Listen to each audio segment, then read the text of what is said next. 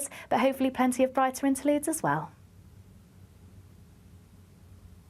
Expect warm spells with the odd rude interruption. Box Boilers sponsors the weather on GB News.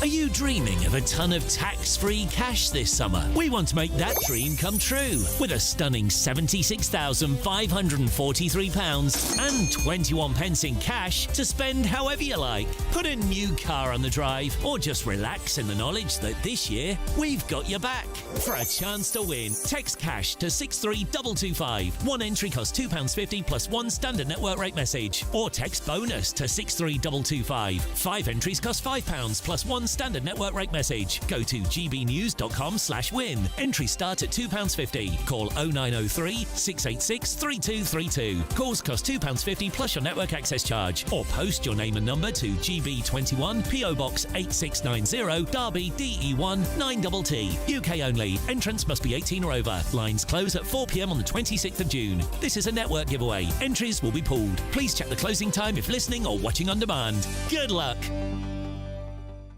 From court mornings to warm family brunches, from football to tennis in the car, in the kitchen. GB News Breakfast is there. With the stories you need and the conversations that matter. Anyway, let's talk business. Well, it has been a historic night in British politics. It's astonishing, isn't it? We're here again to start your day just right. GB News Breakfast. Every morning from 6 a.m. Only on GB News. Britain's news channel. Exciting news. Every Friday, my Patrick Christie's Tonight Show is going to have a twist to it. We're welcoming some special guests. You.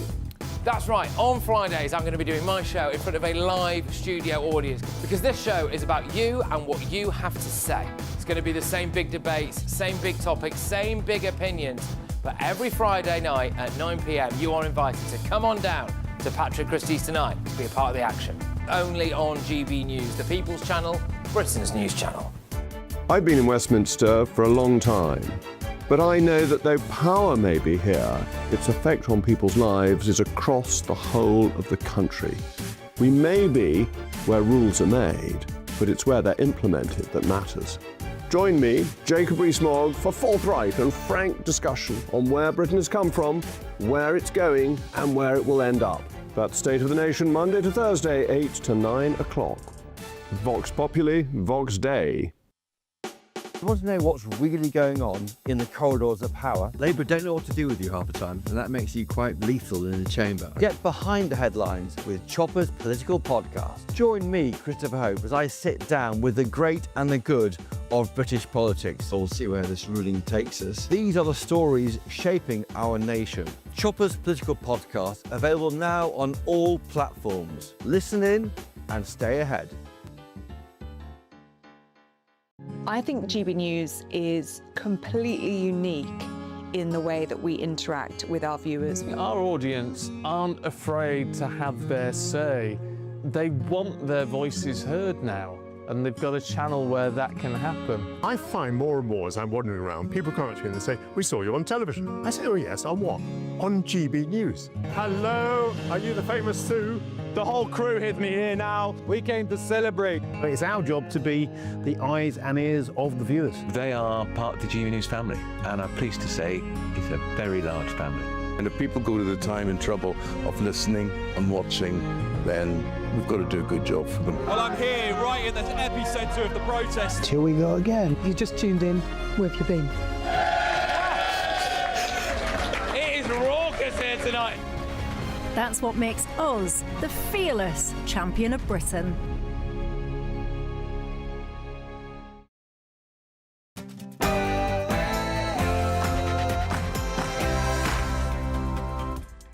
Hello, good afternoon and welcome to GB News.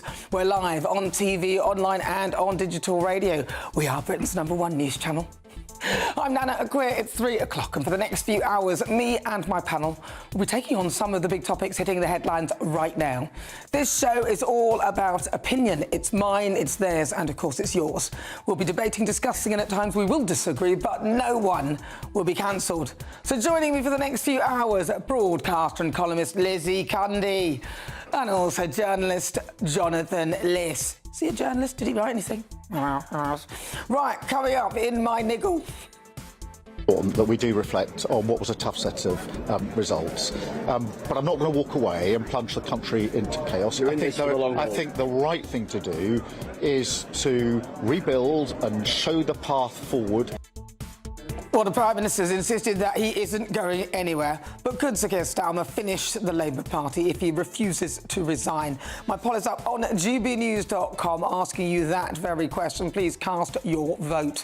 Now, throughout the show as well, we'll be bringing you the latest local election results as and when they arrive. And I'll be joined by our chief political correspondent, Catherine Forster, throughout the programme to give us all the latest updates. Then, in Difficult Conversations, I'll be speaking with Essex councillor Peter Harris, who'll be giving me the first-hand account of Reform UK and how they managed to sweep to victory in Essex, ending 25 years of Conservative rule. You will not want to miss that. Then, of course, later I'm asking in the Great British Debate, are the Tories finished? Now, we've heard a lot about what a terrible evening it was for Labour, but did the Tories do much better? They continue to lose seats and have made not bounce back looks as far away as ever. And, of course, I'm asking you, are the Tories finished? But before all of that, let's get your latest news with Bethany Elsey.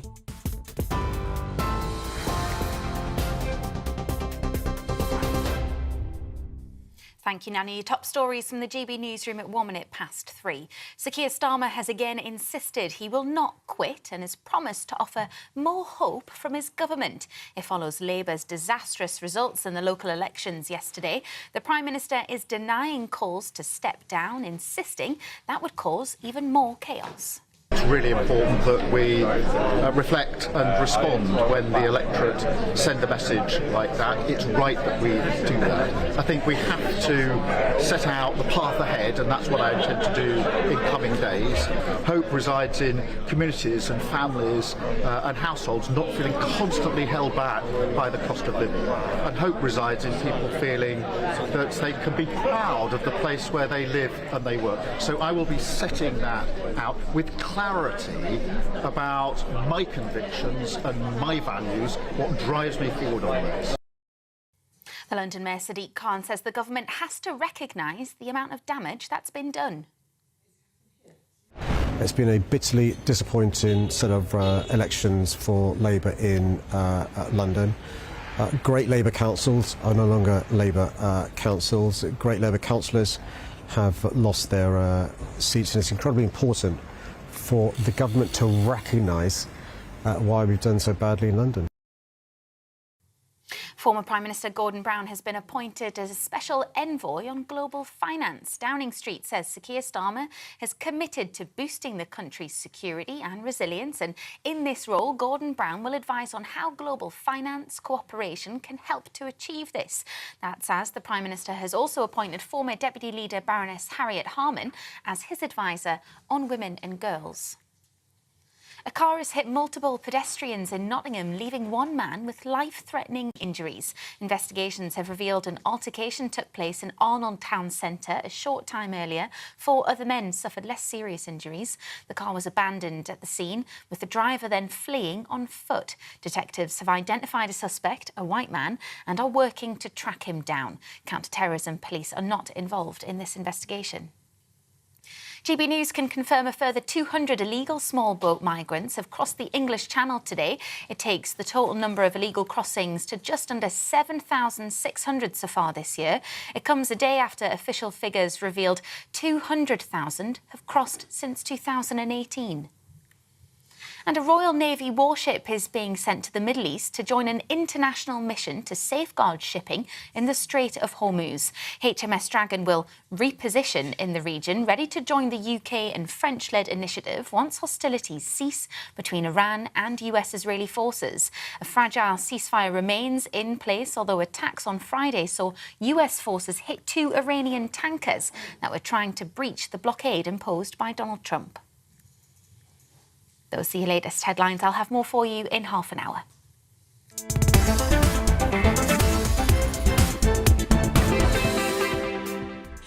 Thank you, Bethany. And wow, what a week it's been. You're with me. I'm Nana Akua. This is GB News. We are live on TV, online and on digital radio. It's just coming up to 6 minutes after 3 o'clock. Now, on the way, Labour MPs and union bosses are openly calling for the Prime Minister to quit after the party's worst local election results in history.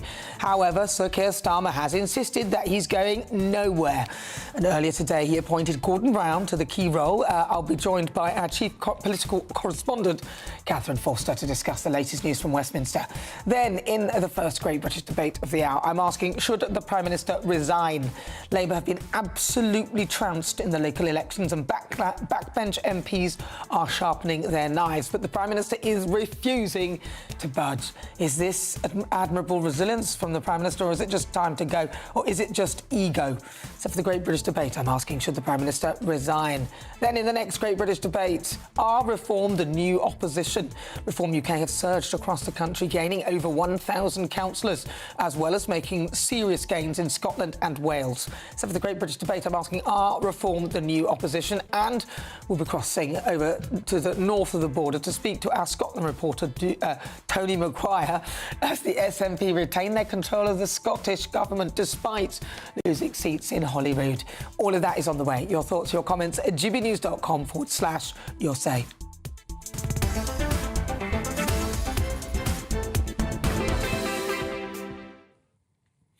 So after a monumental battering for the Labour Party, the Prime Minister is remaining defiant. 30 Labour MPs have called for Sir Keir to resign, but he's called on the country to bring together a broad political movement. It's very important that we do reflect on what was a tough set of results. But I'm not going to walk away and plunge the country into chaos. I think the right thing to do is to rebuild and show the path forward. Perhaps you should walk away from the chaos that you've plunged the country into. Cabinet ministers, including Chancellor Rachel Reeves, are rallying behind the Prime Minister after the election bloodbath, with several Labour MPs calling on him to step down. And there's been more developments today that former Prime Minister Gordon Brown has been appointed as the special envoy on global finance after a Downing Street meeting with Sir Keir Starmer this morning. Well, we're joined now by GB News' chief political correspondent, Catherine Forster. Catherine, I mean, it's been a very busy day in the office, seriously. I mean, OK, so where do you want to start with this one? Well, they are obviously in an almighty hole. I mean, these are catastrophic results across the board. Ellen Morgan, who was First Minister of Wales, used that word yesterday. I think we could say that about Labour's performance across Scotland and Wales and England. Many people blaming the Prime Minister personally. We know that he is incredibly unpopular on the doorstep. I've been to by-elections where I've been told that they actively kept him away because they felt that he is a liability. And we've got about 30 MPs now publicly calling for him to go. But as things stand, he has said yesterday, and he said it again today, I'm not going to walk away and plunge the country into chaos. Remember that they got elected largely because people were fed up with the Tories, the Tories infighting.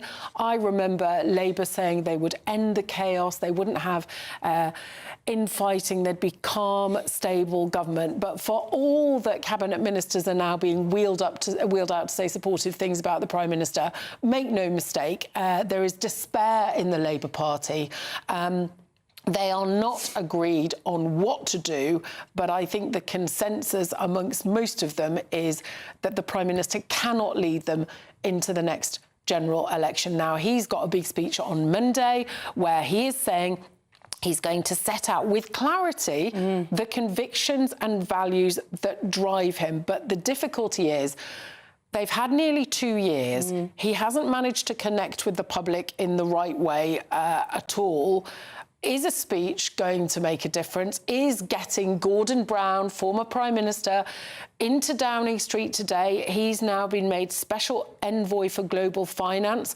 He apparently went and had a croissant with the Chancellor, Rachel Reeves, this morning, and then the two of them went and had coffee with the Prime Minister. Is that going to help? I'm not sure that it is. Similarly, Harriet Harman, another Labour big beast, now advisor on women and girls. Both big figures, but I think, yes, he's trying to shore up his position, but clearly there's not going to be a cabinet reshuffle. I don't think he's strong enough to do that. And is the sight of Harriet Harman or Gordon Brown going to help change his image in the minds of voters? I'm not at all convinced that it is. Well, didn't Harriet Harman vote against a national grooming gang inquiry? So that's not going to help much, is it? I mean, what's he thinking of? Gordon Brown sold all the gold, so that's another thing.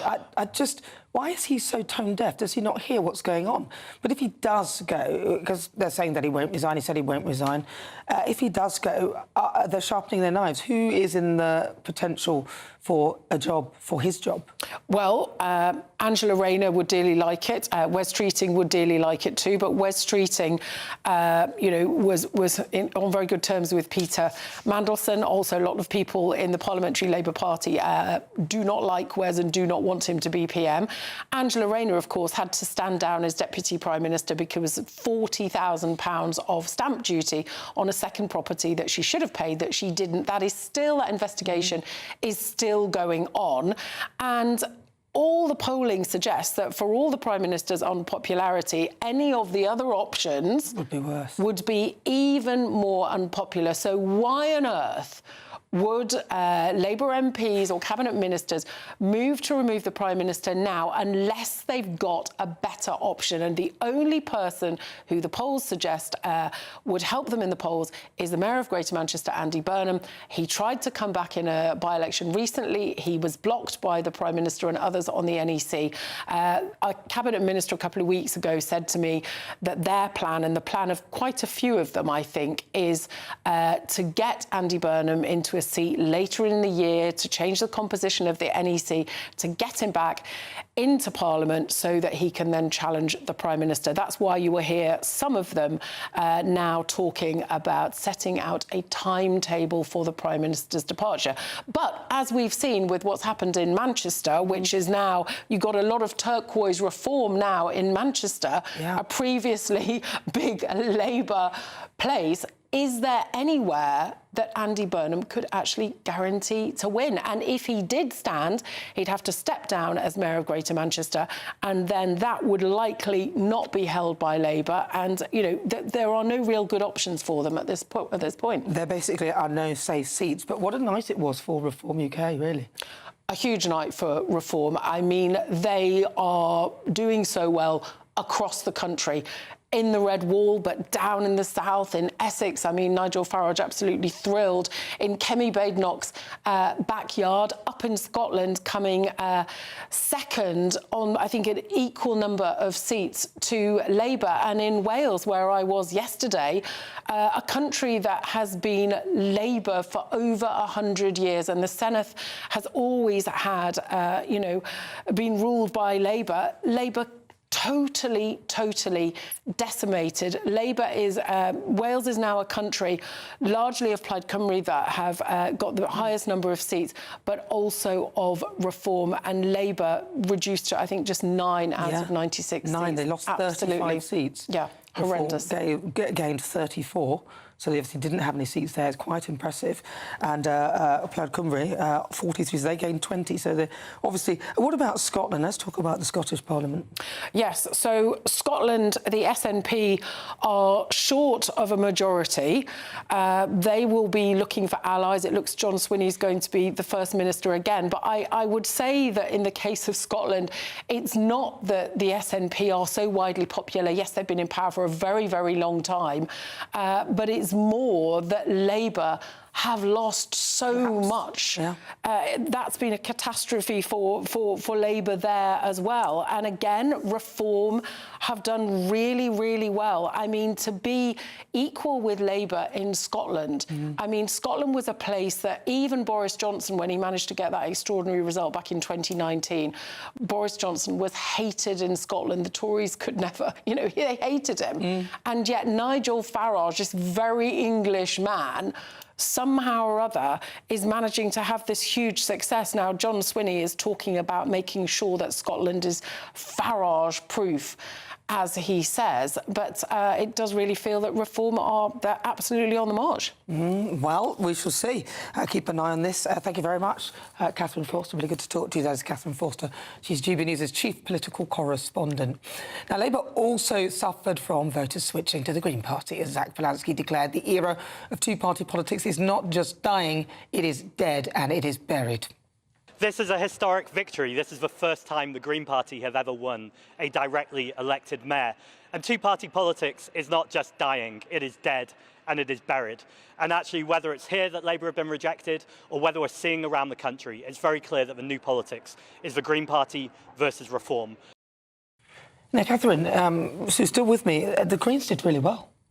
The Greens did really well. They gained, I think we've got 382 council seats in England. They've gained a couple of mayoralties as well, Hackney in particular. And when you look at a map of London now, for example, which used to be a sea of red for Labour and a bit of Tory around the edges, you've got multiple colours now. You've got quite a lot of Green seats around Hackney. We've still got some results to come in.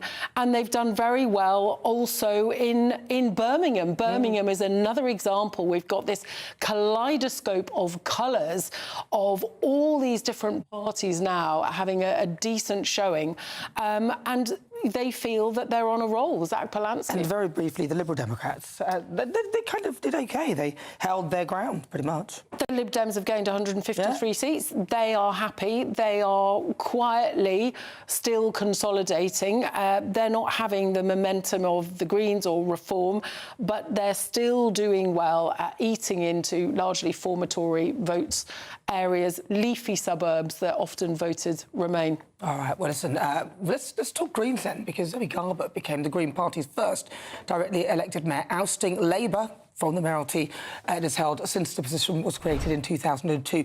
Let's speak to Green Party member Rupert Reid. Rupert, welcome to the programme. Now, to be fair to the Greens, they did pretty well. I mean, in England, they got 532 seats, which was up 387, which is very good. In Scotland, they gained again, and they gained again in Wales.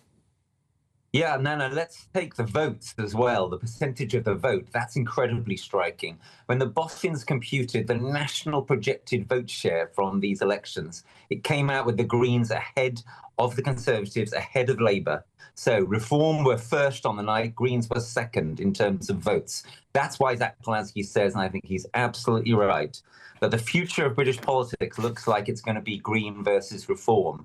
And the question, I think, the interesting question is, why is that? And the answer, I think, is that people are fed up to the back teeth of the old parties. They can recognise that they have brought them to a terrible pass, that the method of basically allowing big business to let rip and having technocrats run everything is for the birds. People want a different kind of vision of the future. The interesting question, it's a really important question, is that vision going to look more like the Green vision, or is it going to look more like what Reform want? Yeah, because that's what I'm looking at. I mean, the Greens before that were all environmentalists and protecting this and that, but they haven't mentioned any of that at all. Well, I think that's a bit of an exaggeration, but you're right that the Greens have drastically put up the agenda questions like the super wealthy, inequality, the rule of tech overlords, and have said, look, this is not what we want for the future, surely.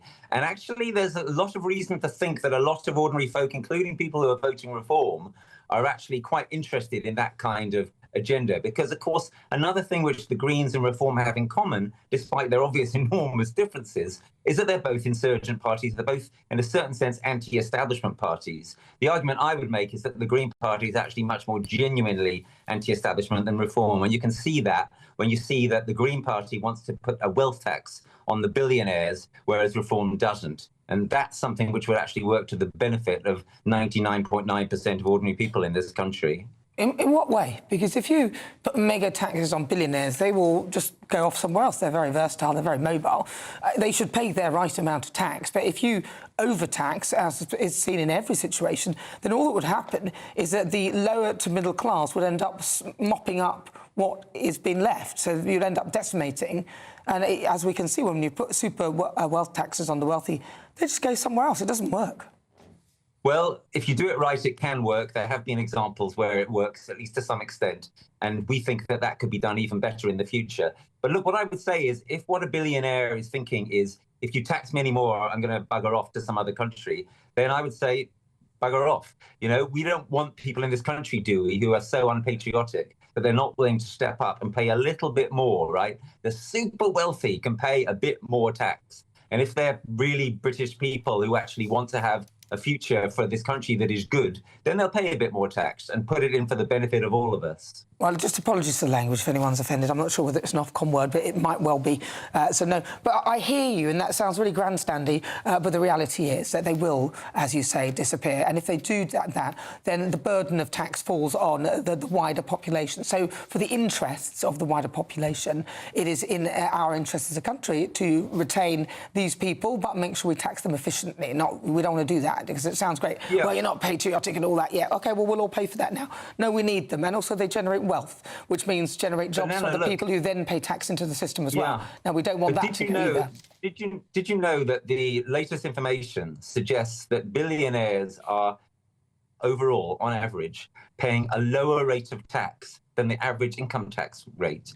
Now, that is completely absurd, right? That happens because they have all these schemes that they can pay for to avoid tax. We need to clamp down on that and clamp down on it hard. And that's another thing that Greens would do. They would clamp down hard on tax evasion and tax avoidance, which is, completely wrong. You and I and the average viewer of this programme cannot afford to employ fancy lawyers to get us free of paying their fair tax obligations. So it's only fair that actually we stop all those loopholes, and then there'll be much more money for the NHS, for our transport system, exactly. education, etc. But that's not their fault. So if you create a system in government... No, let me finish. If you create a system in government that has loopholes where people like billionaires can get through them legally, then it's your own fault. What you do is you create a system that's watertight to make sure that can't happen, and that's what should be done. Now, I don't think people should scrimp off paying what they should pay in tax, but you have to make sure you can't blame them for using a mechanism that enables them to do that, because everyone would do that anyway, whether you're a billionaire or not. I'm not going to pay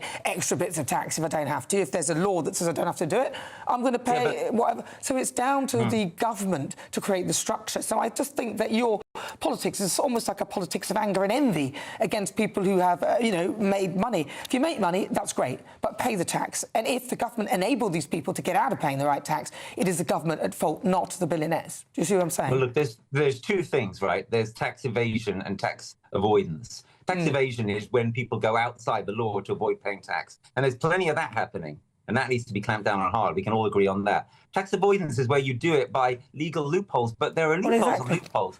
But no, but the point is this.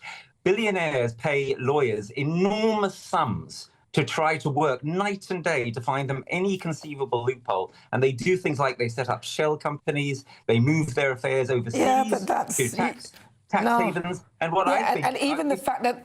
What's so interesting is that I think that, your politics and mine are quite different. But what I think is that we should be genuinely patriotic. And what being genuinely patriotic means, you don't, for example, put all your money in an offshore tax haven. You say, if I'm a British person, I'm going to pay my taxes here. Isn't that something we should be able to agree on? No, I think if the law allows you to do it, then you can do whatever you like. If the government don't set structures... Well, first of all, as you alluded to, the billionaire is paying lawyers a lot of money. Presumably lawyers in this country who earn the money then pay tax. So what is happening is, even inadvertently, he's paying tax through the lawyer who he's paying. So there's that. So it's not just so simple and straightforward. But also, if the government don't set structures in place to make sure that billionaires can't get out of paying the right amount of tax, then that is not the billionaire's fault. It is the government's fault, and the government needs to sort it. And so if you're in government, if you're as a Green Party, if you get in government, you need to put the structures in place to make sure that doesn't happen. There you're right. And that's part of what I was saying. that the Green Party would prioritise doing that. We would put real effort and resource into clamping down on tax evasion and tax avoidance. Well, you know, if it's done right, I'm sure people who are billionaires don't mind paying the proper amount of tax anyway. But if you make it available for them to get out of it, just like all of us, we'd all do it. Rupert Reed, thank you very much. Really good to talk to you. I could talk to you for a long time. We're going to have another chat sometime soon. Thank you very much. Sure. All right, well, you're with me. I'm Nana Akua. Still to come in my niggle, I'll be giving my take on the local election results and asking if Sir Keir Starmer staying on could finish the Labour Party. But next, in the Great British Debate, I'm asking, should Sir Keir Starmer resign? This is GB News.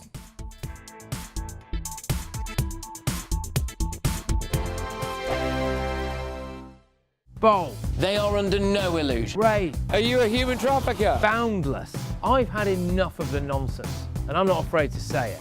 Don't get us on the BBC. Every weeknight, I tear through the headlines. The smell of gasoline. Should we be worried about it? From Westminster madness to cultural war chaos. What we're going to do now, they are throwing things out the car as we speak. Get ready, Britain. Here we go. Patrick Christie tonight, weeknights from 9 p.m, only on GB News, Britain's news channel. Westminster, the ultimate clique. And you're fighting like rats in a sack. But here on the Camilla Tominey Show, we ask the questions the establishment media is too scared to ask. OK, let me ask you a straight question, because I know you're a straight-talking politician. Whether it's net zero, illegal immigration or law and order, nothing is off limits. You had the power then. Yeah, as I and say, now you've lost it. That's the Camilla Tominey Show, a politics show that's fearless. But no, let me finish my question if you don't mind, because it is my show. Sundays at 9:30, only on GB News, the People's Channel, Britain's news channel. Hi, I'm Michelle Dewberry, and my show is your opportunity to cut through all the noise and dive in headfirst to some robust debates. Ideas clash. Situation, isn't it? No, because the failure is you're deliberately avoiding my point. Nothing's held back. And if you think this is the end of it, wait for more. And we do not shy away from the difficult stuff. Sometimes I want to shake people and say, if only you understood. So join me on Jubes & Co. weeknights at 6 p.m, only on GB News, Britain's news channel. Britain deserves a newsroom that puts the facts and your voice first. Well, and that's what you get on GB News. Lively debates, lively conversation. And we're not afraid to hold power to account. And each other. So join me, Andrew Pierce. And me, Miriam Gates, for Britain's Newsroom, weekdays from 9:30 on GB News. Westminster's full of talk, but out here, it's the real world. Am I allowed to talk then? No, that's it. This is where it matters, real people and real lives. That's what politics is all about. In fact, has Trump made a good start? No. Straight answers, no spin, and just a couple of pints. How many fingers have I got up? About 10. So join me for Lee Anderson's Real World every Friday at 7 p.m, only on GB News. The People's Channel, Britain's news channel. I've been in Westminster for a long time. But I know that though power may be here, its effect on people's lives is across the whole of the country. We may be where rules are made, but it's where they're implemented that matters. Join me, Jacob Rees-Mogg, for forthright and frank discussion on where Britain has come from, where it's going, and where it will end up. That's State of the Nation, Monday to Thursday, 8 to 9 o'clock. Vox Populi, Vox Dei.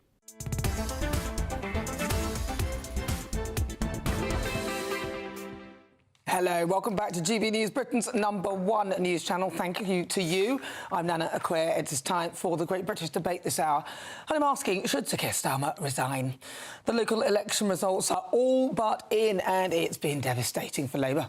The party has lost over 1,000 councillors in England, and they've been wiped out in Wales and failed to oust the SNP in Scotland.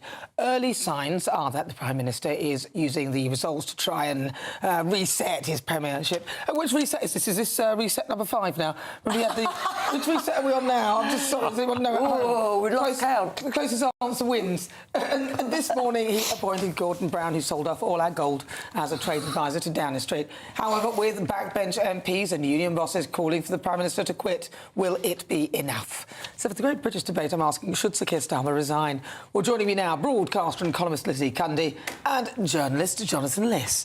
All right, Lizzie Cundy, we're going to start with you. Oh, my God. What a disaster for Keir Starmer. It's catastrophic. catastrophic. The son of the toolmaker. Well, he really has achieved a mighty hammer blow to his premiership. He's hanging on, though. He's hanging on. I think they're going to have to call the SAS to get him out of there. He's not going, is he? No, he's just not going. Look, the man, he is so stubborn.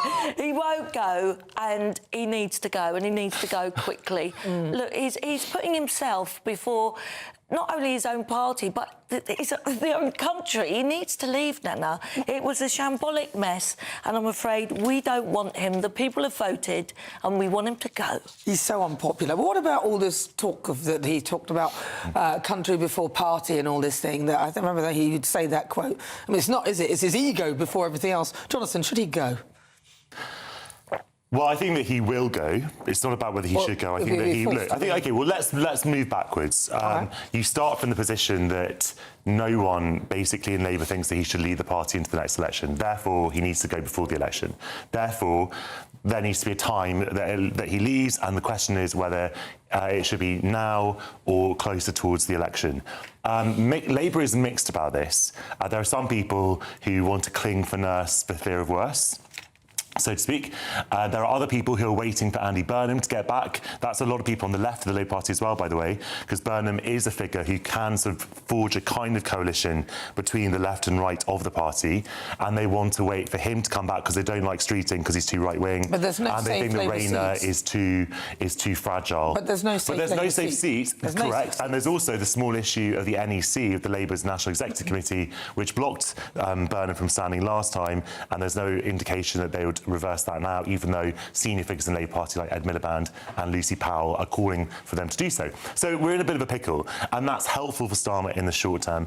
And the other thing that's helpful for Starmer in the short term is that we have a major war raging on with a fifth of the world's oil supply still blocked. We do not yet grasp how bad this is going to get because there is such a delay in the kind of the supply chain, and the kind of the shock is delayed that we haven't fully experienced the shock of the Straits closure yet. But a lot of people are saying that will hit us in the coming months. And when people are going to get to that stage in the holidays where food prices are rising... Have you booked your holiday? I think you better do it. I have, but I'm preparing for flights to be cancelled. And look, and when that happens, there'll need to be some kind of stability. We might not get him back. And Starmer... We might not get Jonathan back. Oh, what a shame. Get the violins out. Oh, sweetheart, you love me. Come on. I do. You wouldn't hate me to strand on a Greek island forever. Come on. You're my favourite lefty. Oh, thank you, Lizzie. You're my favourite writing. Look, he said there he won't leave because he doesn't want to plunge the country into chaos. Well, he's already done that. Nothing but chaos. He's already achieved that. Brexit, Lizzie.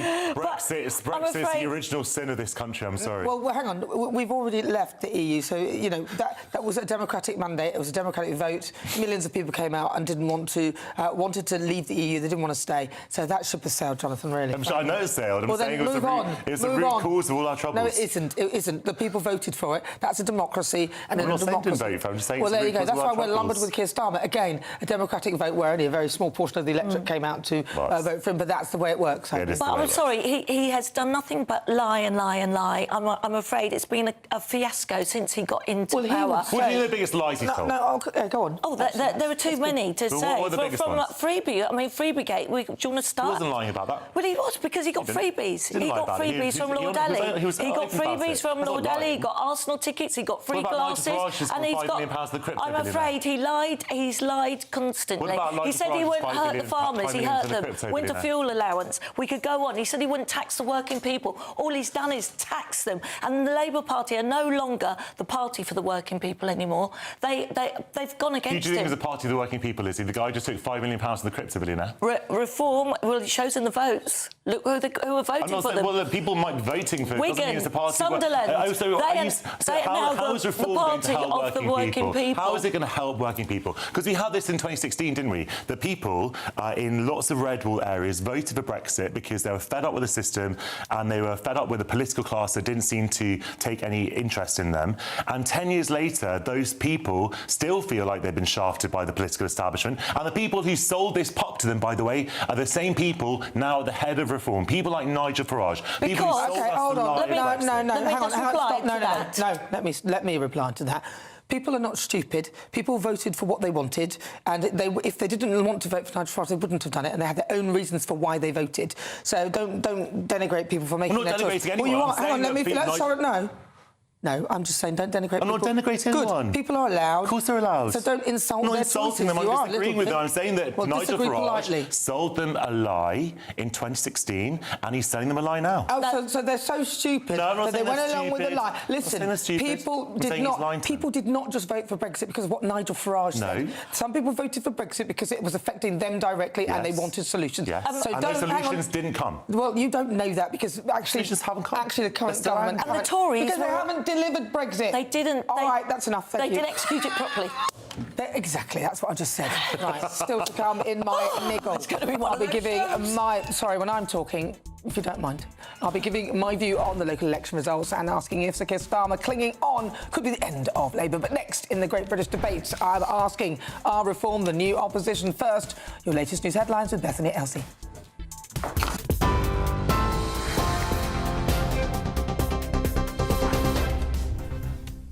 Good afternoon. The headlines from the GB Newsroom. Sir Keir Starmer has insisted he will not quit and has promised to offer more hope from his government. The Prime Minister has appointed Labour veterans Gordon Brown and Harriet Harman as advisers as pressure's mounting on him to step down following Labour's disastrous local election results.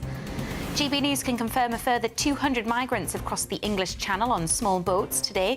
It comes just a day after official figures revealed 200,000 have crossed since 2018. A car has hit multiple pedestrians in Arnold Town Centre in Nottingham, leaving one man with life-threatening injuries. The car was abandoned at the scene and the driver then fleeing on foot. Police are working to track him down.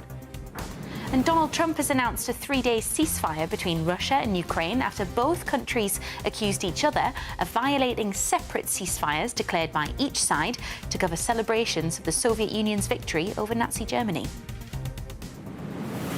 Those are your latest headlines. I'll have more for you at 4 o'clock.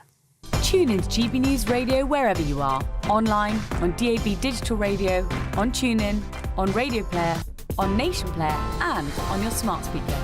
Just say, play GB News.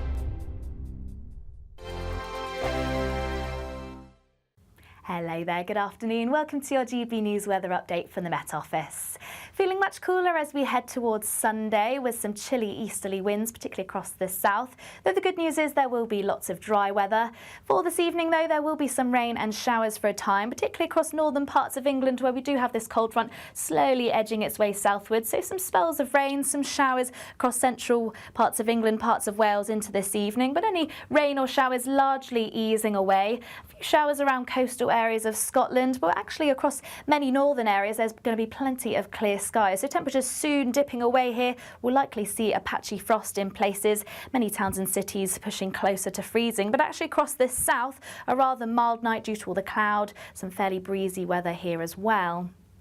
Now, to start across the north, there's actually going to be plenty of dry weather, lots of sunshine around to start the day, but a cold start, patchy frost in places, still a fair few showers around northern coasts of Scotland. Similarly, across Northern Ireland, northern parts of England, a dry and bright start despite it being fairly chilly.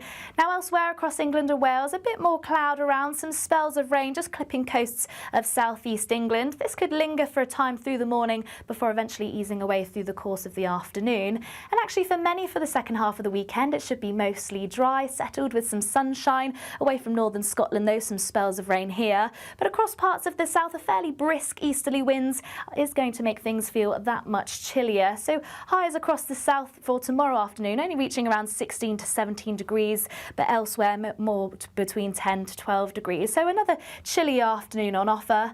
Once again, lots of dry weather to finish off the day, but this band of rain will slowly sink its way southwards across Scotland, turning heavy at times. And as we progress into next week, still rather cool at times, particularly across the north. More clouds, some rain, some showers, but hopefully plenty of brighter interludes as well.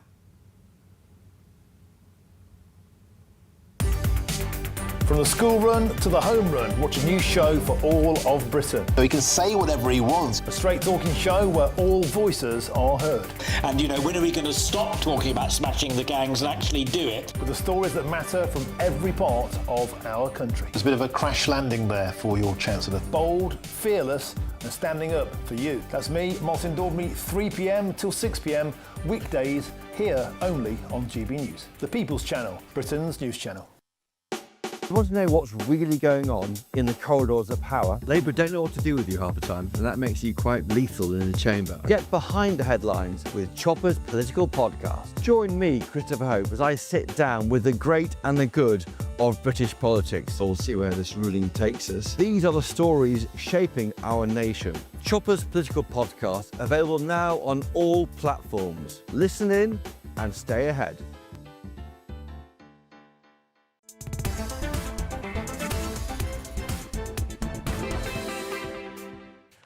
Welcome back. If you just tuned in, welcome. You've missed 39 minutes, but there's still a few hours, so you just stay where you are. I'm Nana Akua. This is GB News. This is we are live on TV, online, and on digital radio. It's time for the Great British Debate, and I'm asking: are Reform UK the new opposition? Now, it was a fantastic night for Reform UK and Nigel Farage. Who hailed the results as an historic vote shift. These are historic vote shifts. You can see seat after seat where the Labour vote share is down 35% and we're up 37%. It's a direct switching of Labour votes to Reform.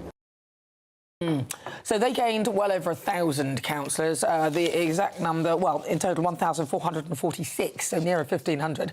And they became the official opposition in the Welsh Parliament as well, with a not too shady 34, as opposed to the Labour who lost 35, and Plaid Cymru gaining 43, getting 43 in total, gaining an extra 20 seats. So not a shabby result at all. For a party that's actually quite new. So for the Great British Debate this hour, I'm asking, are Reform the new opposition? Well, joining me now, broadcaster and columnist Lizzie Cundy, also journalist Jonathan Liss. Jonathan, I'll start with you. Oh, no. So cheesy. What a cheese ball. Go on then, Jonathan. Oh, Nana. That was really cheesy. Go on. Thank you. Look, Reform is doing incredibly well. Absolutely no doubt about it. And as things stand, Nigel Farage is on course to become the next Prime Minister. Heaven forbid, but that is what the polls are projecting at the moment, and obviously these votes are projecting. They're not projected to have an outright majority in the Commons as things stand, but on the vote share we would expect them to have a minority government or some such. So, yes, clearly Reform is now the de facto opposition.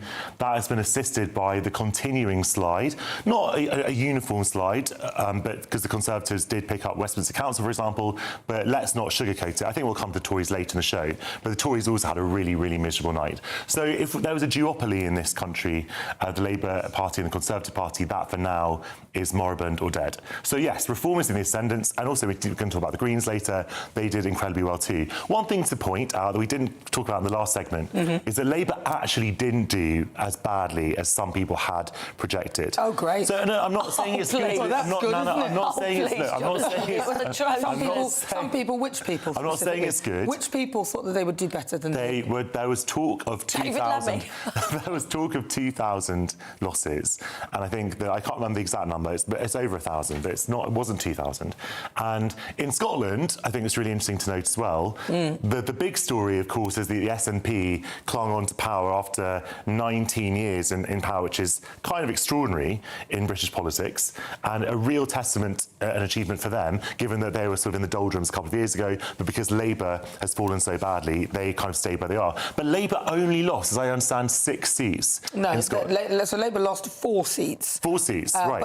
But then you see, again, Reform gained 17. Right, so that's, I think it could have been... It was the Conservatives who actually lost the most. They lost 19. So that's interesting, isn't it? Because they had 31. Because Labour could have been routed in Scotland, as they were almost routed in Wales, and that didn't happen. And Labour still retained plenty of councils in England as well. So this idea, the narrative that Labour is a dead party or is facing electoral oblivion, I think is not true. Clearly they are doing very badly, and they need to find a way to staunch those losses. I don't know if they can do that. 30 That's the MPs. question. 30 of their I don't know if they can do. I'm saying I don't know if they can, Lizzie. I don't know if they can. 30 MPs have already said they want Keir Starmer to go. Lizzie Cundy. Jonathan, it was one of the worst nights in Labour's history and a total embarrassment for the Prime Minister. He is one of the most unpopular, disliked Prime Ministers I think we've ever had, and uniquely because it's everywhere, even in his own party, the backbenchers, even in his own cabinet. I mean, imagine having Ed Miliband tap you on the shoulder and say, hey, old boy, I think it might be time to go. Well, he should know. Of all he knows what it's people. like to be in that position. Whether you like it or not, Jonathan,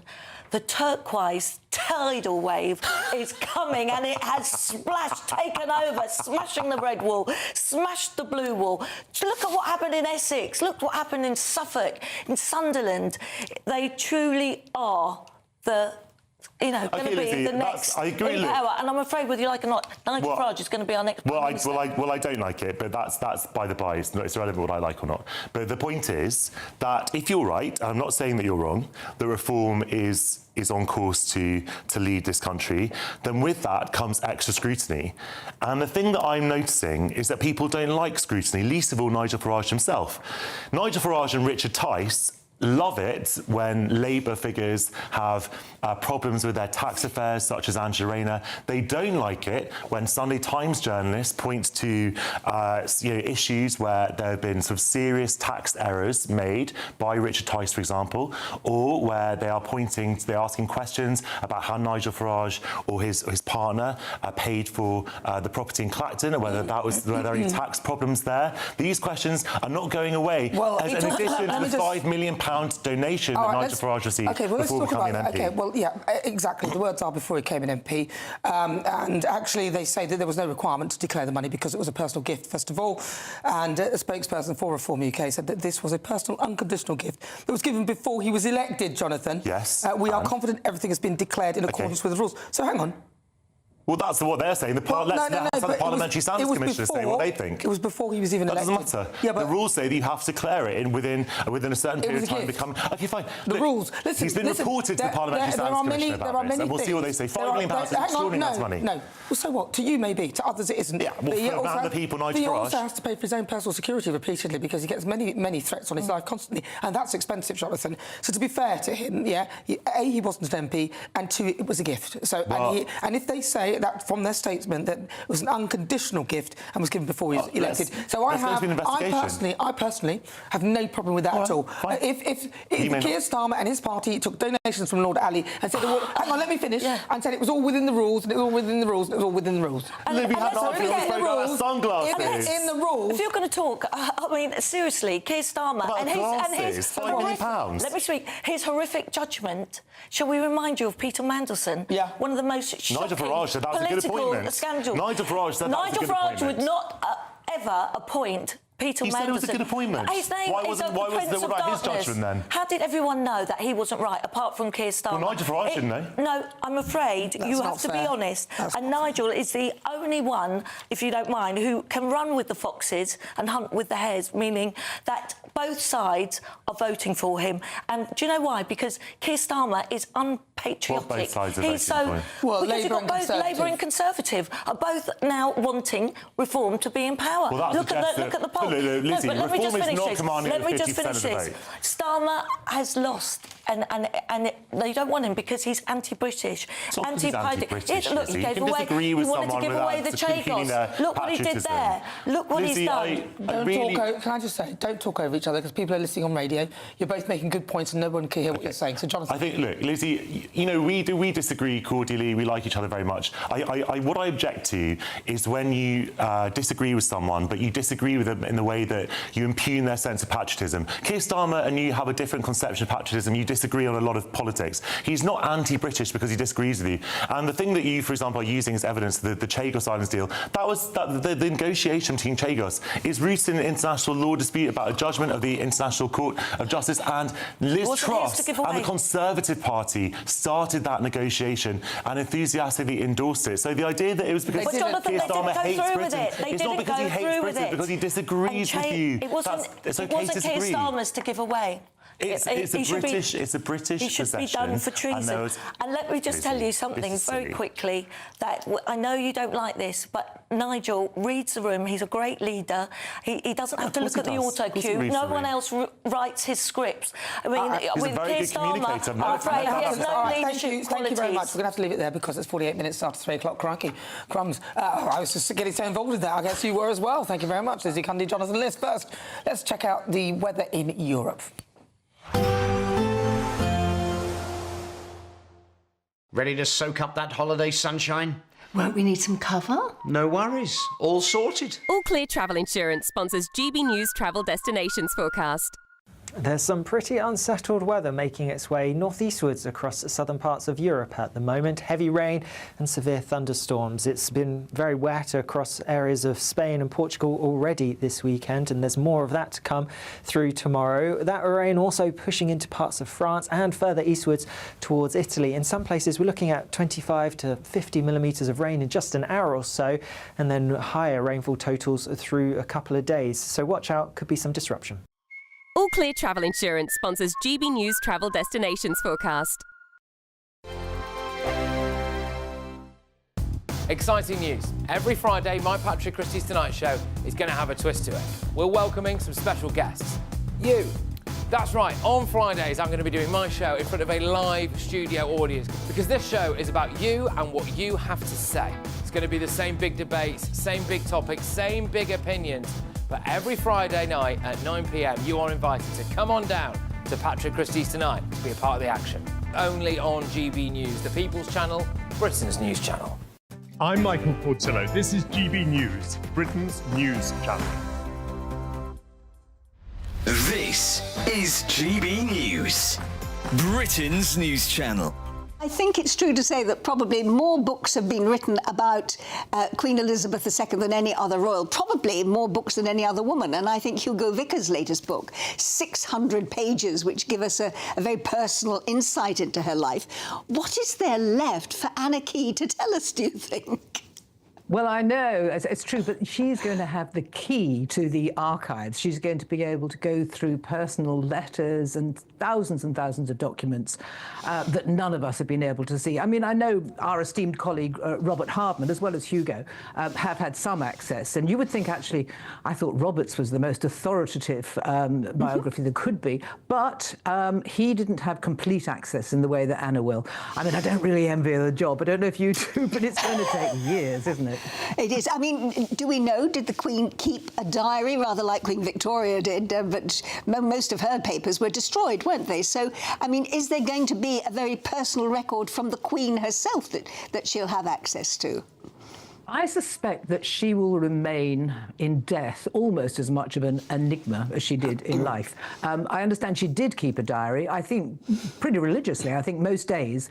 But the word is that it was pretty anodyne. It was, you know, I met so-and-so, I did this, not her personal feelings about, I know, meeting President Trump or whatever. So I don't know if we're going to get any great insights. But there will be personal stuff and there will be fascination. I mean, she was just there, wasn't she, for all of us through all of our lives.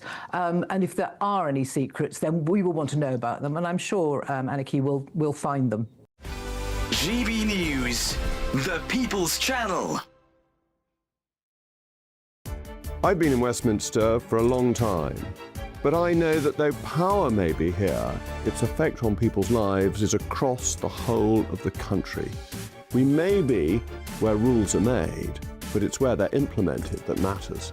Join me, Jacob Rees-Mogg, for forthright and frank discussion on where Britain has come from, where it's going, and where it will end up. That's State of the Nation, Monday to Thursday, 8 to 9 o'clock. Vox Populi, Vox Dei.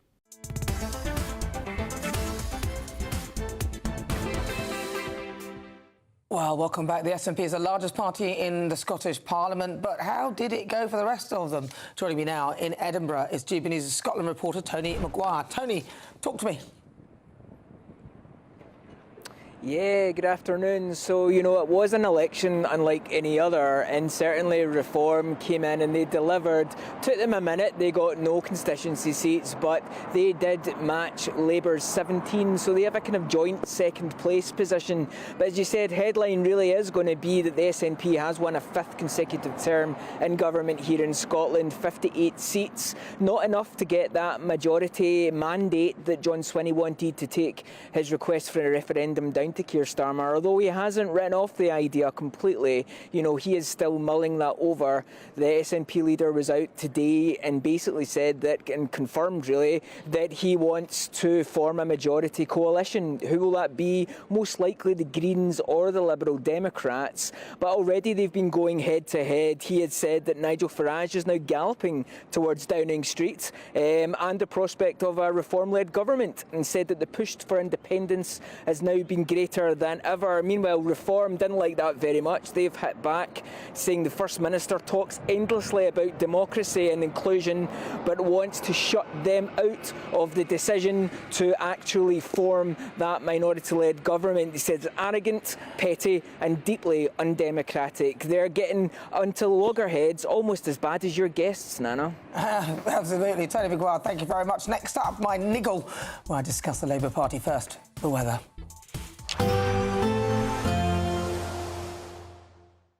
Expect warm spells with the odd rude interruption. Box Boiler sponsors the weather on GB News. Hello there, good afternoon. Welcome to your GB News weather update from the Met Office. Feeling much cooler as we head towards Sunday with some chilly easterly winds, particularly across the south. Though the good news is there will be lots of dry weather. For this evening, though, there will be some rain and showers for a time, particularly across northern parts of England where we do have this cold front slowly edging its way southwards. So some spells of rain, some showers across central parts of England, parts of Wales into this evening. But any rain or showers largely easing away. A few showers around coastal areas of Scotland, but actually across many northern areas there's going to be plenty of clear skies. So temperatures soon dipping away here. We'll likely see a patchy frost in places. Many towns and cities pushing closer to freezing, but actually across the south a rather mild night due to all the cloud. Some fairly breezy weather here as well. Now, to start across the north, there's actually going to be plenty of dry weather, lots of sunshine around to start the day, but a cold start, patchy frost in places, still a fair few showers around northern coasts of Scotland. Similarly, across Northern Ireland, northern parts of England, a dry and bright start despite it being fairly chilly. Now, elsewhere across England and Wales, a bit more cloud around, some spells of rain just clipping coasts of southeast England. This could linger for a time through the morning before eventually easing away through the course of the afternoon. And actually, for many, for the second half of the weekend, it should be mostly dry, settled with some sunshine. Away from northern Scotland, though, some spells of rain here. But across parts of the south, a fairly brisk easterly winds is going to make things feel that much chillier. So highs across the south for tomorrow afternoon, only reaching around 16 to 17 degrees, but elsewhere more between 10 to 12 degrees. So another chilly afternoon on offer. Once again, lots of dry weather to finish off the day, but this band of rain will slowly sink its way southwards across Scotland, turning heavy at times. And as we progress into next week, still rather cool at times, particularly across the north. More clouds, some rain, some showers, but hopefully plenty of brighter interludes as well. Expect warm spells with the odd rude interruption. Box Boiler sponsors the weather on GB News. £76,543 and 21 pence in tax-free cash could be yours this summer. That's totally tax-free cash to spend on anything you like. And remember, because it's totally tax-free cash, you'll get to keep every single penny. For a chance to win, text cash to 63225. One entry costs £2.50 plus one standard network rate message. Or text bonus to 63225. 5 entries cost £5 plus one standard network rate message. Go to gbnews.com/win. Entry start at £2.50. Call 0903 686 3232. Calls cost £2.50 plus your network access charge. Or post your name and number to GB21 PO Box 8690 Derby DE1 9TT. UK only. Entrance must be 18 or over. Lines close at 4 p.m. on the 26th of June. This is a network giveaway. Entries will be pulled. Please check the closing time if listening or watching on demand. Good luck. Bold. They are under no illusion. Ray. Are you a human trafficker? Boundless. I've had enough of the nonsense, and I'm not afraid to say it. Don't get us on the BBC. Every weeknight, I tear through the headlines. The smell of gasoline. Should we be worried about it? From Westminster madness to cultural war chaos. What we're going to do now, they are throwing things out the car as we speak. Get ready, Britain. Here we go. Patrick Christie tonight, weeknights from 9 p.m, only on GB News, Britain's news channel. Do you trust what you're being told? Good, because neither do I.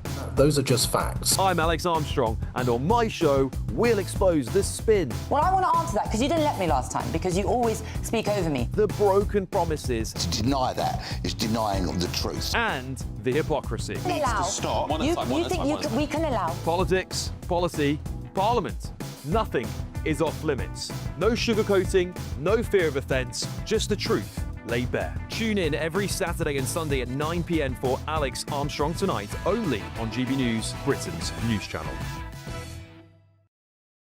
Hi, I'm Michelle Dewberry, and my show is your opportunity to cut through all the noise and dive in headfirst to some robust debates. Ideas clash. Situation, isn't it? No, because the failure is you're deliberately avoiding my point. Nothing's held back. And if you think this is the end of it, wait for more. And we do not shy away from the difficult stuff. Sometimes I want to shake people and say, if only you understood. So join me on Jubes & Co. weeknights at 6 p.m. only on GB News, Britain's news channel. Britain deserves a newsroom that puts the facts and your voice first. Well, and that's what you get on GB News. Lively debates, lively conversation. And we're not afraid to hold power to account. And each other. So join me, Andrew Pierce. And me, Miriam Cates, for Britain's Newsroom, weekdays from 9:30 on GB News.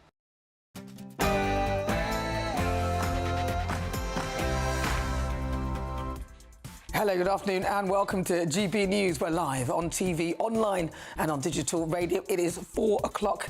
I'm Nana Akua, and for the next few hours, me and my panel will be taking on some of the big topics hitting the headlines right now. This show is all about opinion. It's mine, it's theirs, and of course it's yours. We'll be debating, discussing, and at times we will disagree, but no one will be cancelled. So joining me for the next few hours, broadcaster and columnist Lizzie Cundy, and also journalist and broadcaster Jonathan Liss. Right, so coming up in my niggle. Important that we do reflect on what was a tough set of results, but I'm not going to walk away and plunge the country into chaos. I think the right thing to do is to rebuild and show the path forward. The Prime Minister has insisted that he isn't going anywhere. But could Sir Keir Starmer finish the Labour Party if he refuses to resign? I've got a poll up on gbnews.com asking that very question. Please cast your vote. And throughout the show, of course, I'll be bringing you the latest local election results as and when they arrive. I'll be joined by our chief political correspondent, Catherine Forster, throughout the programme to give you all the latest updates. In difficult conversations, I'll be speaking with Essex Councillor Peter Harris, who will be giving the first-hand account of Reform UK as they managed to sweep to victory in Essex, ending 25 years of Conservative rule. You won't want to miss that. And then later on in the Great British debate, are the Tories finished? We've heard a lot about what terrible evening it was for Labour, but did the Tories do much better? They continued to lose seats and a Badenoch bounce back looks as far away as ever. Are the Tories finished? But before we get stuck into all of that, your latest news with Bethany Elsey.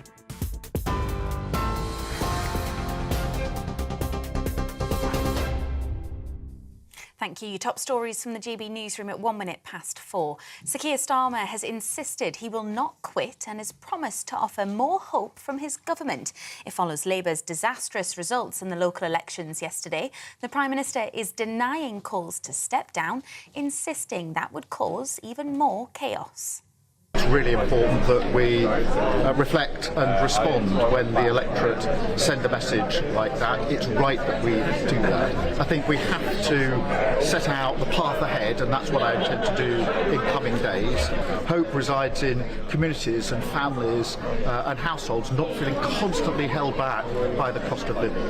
And hope resides in people feeling that they can be proud of the place where they live and they work. So I will be setting that out with clarity about my convictions and my values, what drives me forward on this.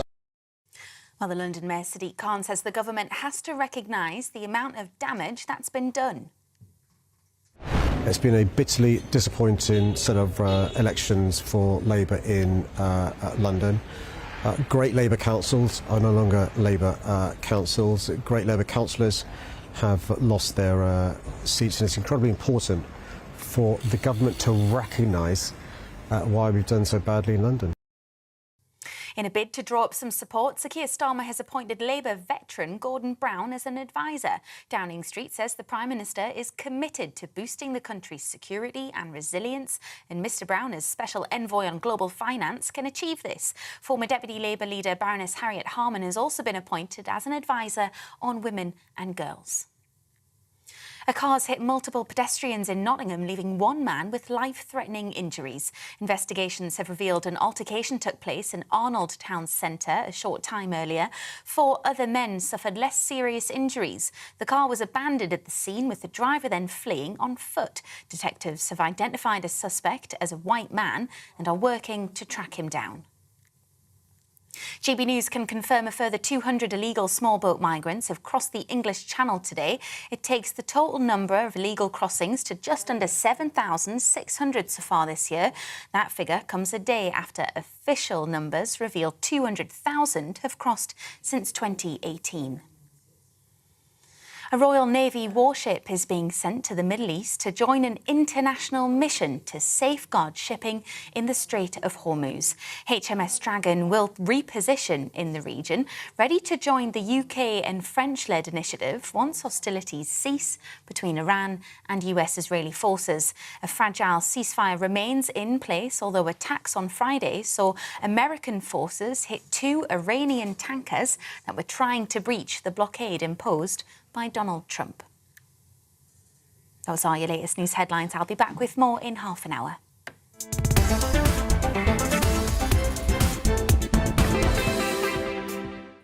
Good afternoon. It is just coming up to 5 minutes after 4 o'clock. This is GB News. We are Britain's #1 news channel. We're live on TV, online and on digital radio. I'm Nana Akua. He just doesn't get it. Look, it was really tough, and I'm not going to sugarcoat that. It's really important that we reflect and respond when the electorate send a message like that. It's right that we do that. I think we have to set out the path ahead, and that's what I intend to do in coming days. How we rebuild, how we convince people about hope for the future, and we haven't done enough of that. And of course, hope for the future resides in our young people being able to go as far as their talent or ability will take them, not being held back by poverty. Hope resides in communities and families and households not feeling constantly held back by the cost of living. And hope resides in people feeling that they can be proud of the place where they live and they work. So I will be setting that out with clarity about my convictions and my values, what drives me forward on this. I think he thinks he can talk his way out of this. He is so tone deaf. It's very important that we do reflect on what was a tough set of results. But I'm not going to walk away and plunge the country into chaos. I think the right thing to do is to rebuild and show the path forward. We did make a number of really important calls in the last couple of years about stabilising the economy, investing in our public services, not getting drawn into the war in Iran. We need to couple to that the arguments we're making about hope and the future, about young people, about place. And so I will be setting out those arguments, but more than anything, setting out with clarity the values and convictions that drive me. What? It's very important that we don't, I'm not going to walk away from this. That would plunge the country into chaos. But that doesn't mean we don't need to respond. It doesn't mean we don't need to rebuild. It doesn't mean that we don't need to set out the path ahead. That's what I'm going to do in coming days. The things that we will do to take the country forward. Of course, we face difficult circumstances. We've got a war on 2 fronts. We've had a series of economic crises. But my job is to combine rising to those challenges with the hope and opportunity that gives people that real sense that things can get better. That I will do in coming days. OK. Keir, you are the problem. You have betrayed your roots by bringing in anti-growth policies that largely affect the people who are the basis of your party, the unions. If you want more jobs, don't bring in day one workers' rights. Don't increase the minimum wage to a level that employers can't afford. Don't increase national insurance on employers. Of course, you protected most of the public sector from that one, which includes yourself. Idiot policies that do the very opposite of what you are trying to achieve. Don't screw the pensioners, the farmers and the publicans, the very lifeblood of this country. Don't scare off all the billionaires, many of whom provide work which pays tax, and they pay an extraordinary amount of tax. Don't put VAT on private schools, affecting the educational prospects of children, many of whom have been left in the cold by the education system. Predictably, they have flooded a state sector ill-equipped to deal with their needs. Over 100 schools have allegedly closed, putting teachers out of work and affecting the businesses that feed them. It was so obvious that this would be the result. And don't allow the welfare bill to spiral out of control. It is shameful. Is there seriously anyone left whose integrity you are going to insult? Keir, you are a calamity. Taking freebies when you preached on a plinth of integrity. You are a millionaire, for God's sake. You haven't got a clue what you or your party stand for. You turning like a spinning top, running away when the going gets tough, and your judgment abhorrent, pursuing the dead Dodo Chagos deal. What for? So many other things that you should have been getting on with, like stopping the boats. You have allowed the welfare bill to spiral. And why on earth did you employ Peter Mandelson, a man who called a paedophile his best friend? The trouncing you got in the local election should tell you everything, but you're still clinging on. You promised us that you would govern in the best interests of the country. That is how we will govern. Country first, party second. More like your ego first. Just resign. Otherwise, your party is finished.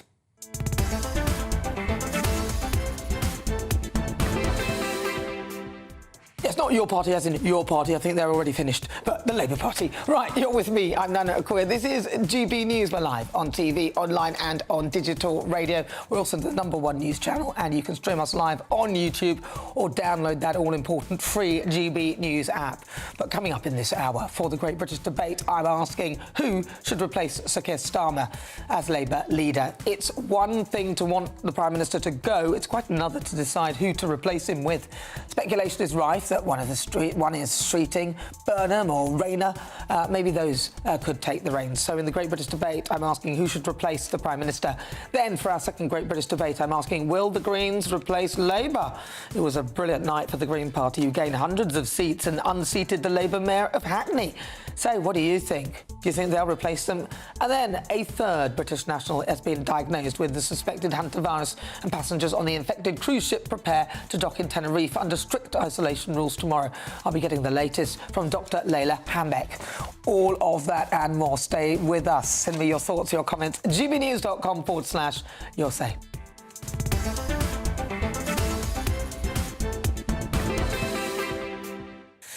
So, joining me now, Labour activist Aisha Ali Khan. Aisha, a disastrous night for the Labour Party, frankly. Keir Starmer at the helm. Nobody likes him. In politics, I do agree that you need people who can do the job, but you also need them to be likeable. He is neither.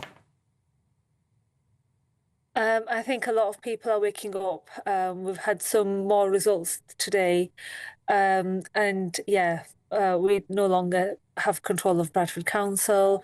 Keighley only returned 2 Labour councils yesterday. We've obviously seen all the results across the rest of the country. So it's not been particularly a successful day for Labour. So do you think I'm being fair? I think part of it is him, a large part of it, because he's completely lacking in any charisma or conviction, U-turning repeatedly. But I think the other part of it is a lot of the policies they've come up. I mean, the fact that they've had such bad policies that he has been at the helm of and enabled, and then they've had to U-turn. Yeah, I mean, obviously, I've been on your show, Nana, so many times, and we've discussed quite a few U-turns. Also, the fact that, there was this idea that Westminster was out of touch. But having said that, Nana, we were predicting that there was going to be a seismic shift towards reform. And we saw that at the last election, general election. We saw the millions of people who'd voted for reform candidates. Obviously, obviously they weren't successful. So we knew a change was coming. And if you actually look at the figures actually show Labour is in second place now behind Reform. And literally it's always like for like.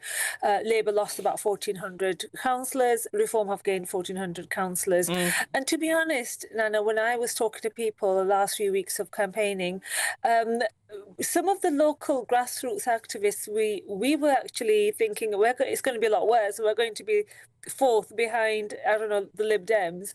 So actually, the fact that we're second behind Reform, it hasn't been that bad. Obviously, the loss of 1,400 councillors is been a disaster. It is painful. Yeah, I mean, anything could be worse. Anything could be worse, so I could say that about anything. But this is just an absolute shambles. What should the Labour Party do, in your view? Because I've put you on to talk about Labour, and hopefully you're going to support this or say something positive about Keir Starmer. But we're struggling to find people who can say anything positive, and most people say it's not a case of if, but when he goes. I think what Keir Starmer is trying to do today, at least, is basically project a strong business as usual approach, and he's obviously seen what happened 10 years ago, nearly 10 years ago to the day when Brexit was announced, the Brexit result, and what happened to the Conservatives and how it plunged the country. I mean, we had Keir Starmer is the 6th MP since 2016, so I think he's taken the approach that until there is a viable successor, somebody who's able to take over, he's just going to stay. He's going to stay. Well, hold on. There was a viable successor in the case of Andy Burnham. But Keir Starmer made sure that Andy Burnham didn't come through, didn't he? The NEC, who all voted against that, but Keir Starmer went to personally vote. He could have done it by Zoom, but he didn't do that. He made sure he blocked Andy Burnham himself personally. So if he really was concerned about the party, surely he would have allowed Andy Burnham to come through and do what is best for the party. But that's not what happened. And obviously, Andy Burnham, the sort of ghost of Andy Burnham is always lurking. There's always conversations around Andy, and he's a great guy, and loads of people have a lot of time for him, including me. But right now, we've obviously got Keir Starmer, and what we don't want is just this kind of bloodbath or a free-for-all, and everybody's undermining Keir Starmer's authority. He doesn't need them to do that. As feeble as it stands right now, we still need some kind of transition, whether it's going to be in the next few months or the next couple of years, we don't know right now. But given what we saw, given what we've seen from Keir Starmer today, obviously he's appointed Gordon Brown, Harriet Harman. So he's trying to take a kind of, yes, we're still, obviously, I'm still your Prime Minister, I'm still here to lead, and I'm going to try my best, and hopefully let's move forward. All right, well, I'm going to say he doesn't need anyone to undermine his own authority. He's done it repeatedly with a number of U-turns. And if he really wanted to drive the party forward, what he's going to actually do is drive the party out of office. That is in my view, because if he doesn't go quickly, there will be no potential of any safe seat. And then if they don't get Andy Burnham in, I'm afraid to say the Labour Party may well be finished, but we shall see. All right, Aisha Ali Khan, such a pleasure to talk to you. Thank you very much. Right, it's 17 minutes after 4 o'clock, and it's now time for the Great British Giveaway. Your chance to enjoy a sensational summer. On us, you could win £76,543.21 in tax-free cash. Here are the details. £76,543 and 21 pence in tax-free cash could be yours this summer. That's totally tax-free cash to spend on anything you like. What would you spend it on? Treat the family and friends to the ultimate summer party, or just relax with enough cash in the bank to make this year your best yet. And remember, because it's totally tax-free cash, you'll get to keep every single penny. So what are you waiting for? For a chance to win £76,543 £6,543.21 in tax-free cash. Text cash to 63225. One entry costs £2.50 plus one standard network rate message. Or text bonus to 63225. 5 entries cost £5 plus one standard network rate message. Go to gbnews.com/win. Entries start at £2.50. Call 0903 686 3232. Calls cost £2.50 plus your network access charge. Or post your name and number to GB21 PO Box 8690 Derby DE1 9TT. UK only. Entrance must be 18 or over. Lines close at 4 p.m. on the 26th of June. This is a network giveaway. Entries will be pooled. Please check the closing time if listening or watching on demand. Good luck. Good luck indeed. You're with me, I'm Nana Akua. Still to come in difficult conversations, I'll be speaking with Essex Councillor Peter Harris to discuss how Reform UK took over Essex next in the Great British Debate this hour. I'm asking, who should replace Sir Keir Starmer? This is GB News, Britain's #1 news channel.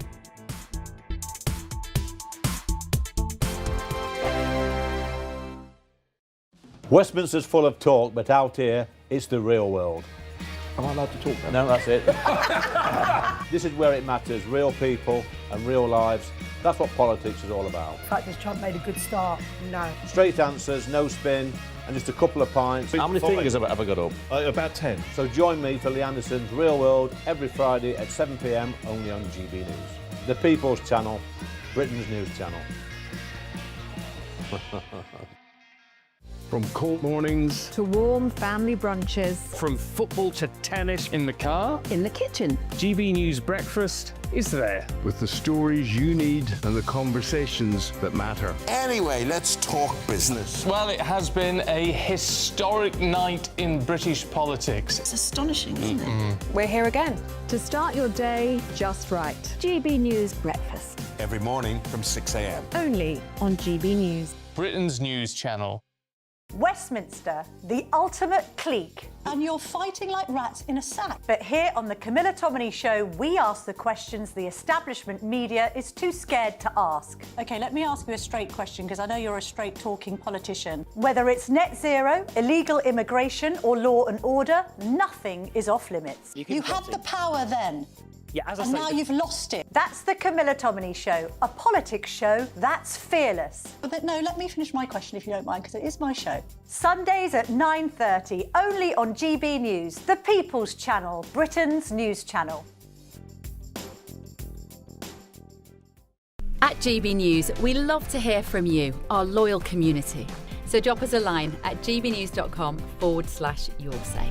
There, you can talk to each other and also to the presenters live on air.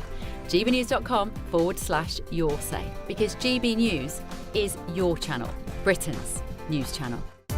I've been in Westminster for a long time, but I know that though power may be here, its effect on people's lives is across the whole of the country.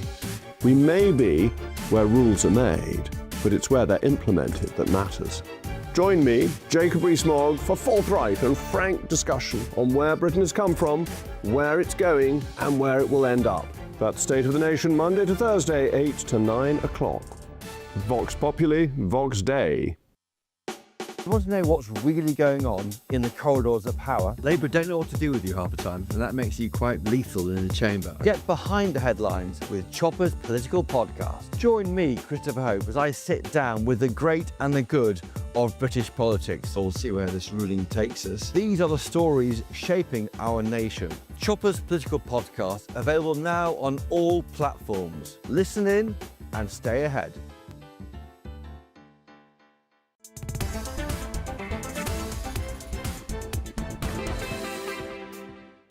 22 minutes after 4 o'clock. Welcome back. If you've just tuned in, why now? You know we start at 3. Yeah? No, you had that excuse last week. Oh, no, hang on. Was I here last week? No, wasn't. Anyway, we're live on TV, online and on digital radio. Welcome, I'm Nana Akua, and it's time now for the Great British Debate this hour. And I'm asking, who should replace Sir Keir Starmer as Labour leader. Growing numbers of Labour MPs are calling for the Prime Minister to resign following the catastrophic local election results. And last week, Wes Streeting was reportedly considering a leadership challenge, having gained the support of more than 81 MPs. Meanwhile, allies of Andy Burnham have allegedly met to discuss how Sir Keir Starmer can be pressured to set a timetable for his departure, whilst Angela Rayner is said to be close to resolving her tax affairs, although I think the Prime Minister's sort of head of the Treasury, so I don't know whether he's going to make that happen, posing yet another risk to Starmer's premiership. So for the Great British Debate this hour, I'm asking who should replace Sir Keir Starmer as leader. Well, joining me now, broadcaster and columnist Lizzie Cundy, and also journalist and broadcaster Jonathan Liss. All right, Lizzie Cundy, we will start with you. Who? Well, who would want it? Let's be honest. You love Andy Burnham. I love Andy Burnham because of his big blue eyes and long eyelashes. I interviewed him once and he just really stared at me and I thought, oh, I had a little feeling. I was like, you heard it here first, ladies and gentlemen. Hello, Andy. We had a little flirt, but I don't agree with anything he says. But I have to say, he's a great communicator. He's a fantastic communicator, I feel. He'd be great. But he hasn't got a seat, Nana. He's not got a seat. And we've got Angela, who hasn't sorted her tax out. Would we want her? Would we really want a tax-dodging girl that likes to party? She would argue that she wasn't aware and she took advice and that's what she did. And apparently it was either the wrong advice or she didn't follow the right advice. And heaven help us if it's Ed Miliband. Oh, my Lord. It's not going to be the obsessive net zero. No. What do you think of Al so Khan's? I just don't actually think none of them... What do you think of Al Khan's? Do you know Al Khan's? No, none of them got the credentials and none of them actually want it, because a lot of them thinking, you know what?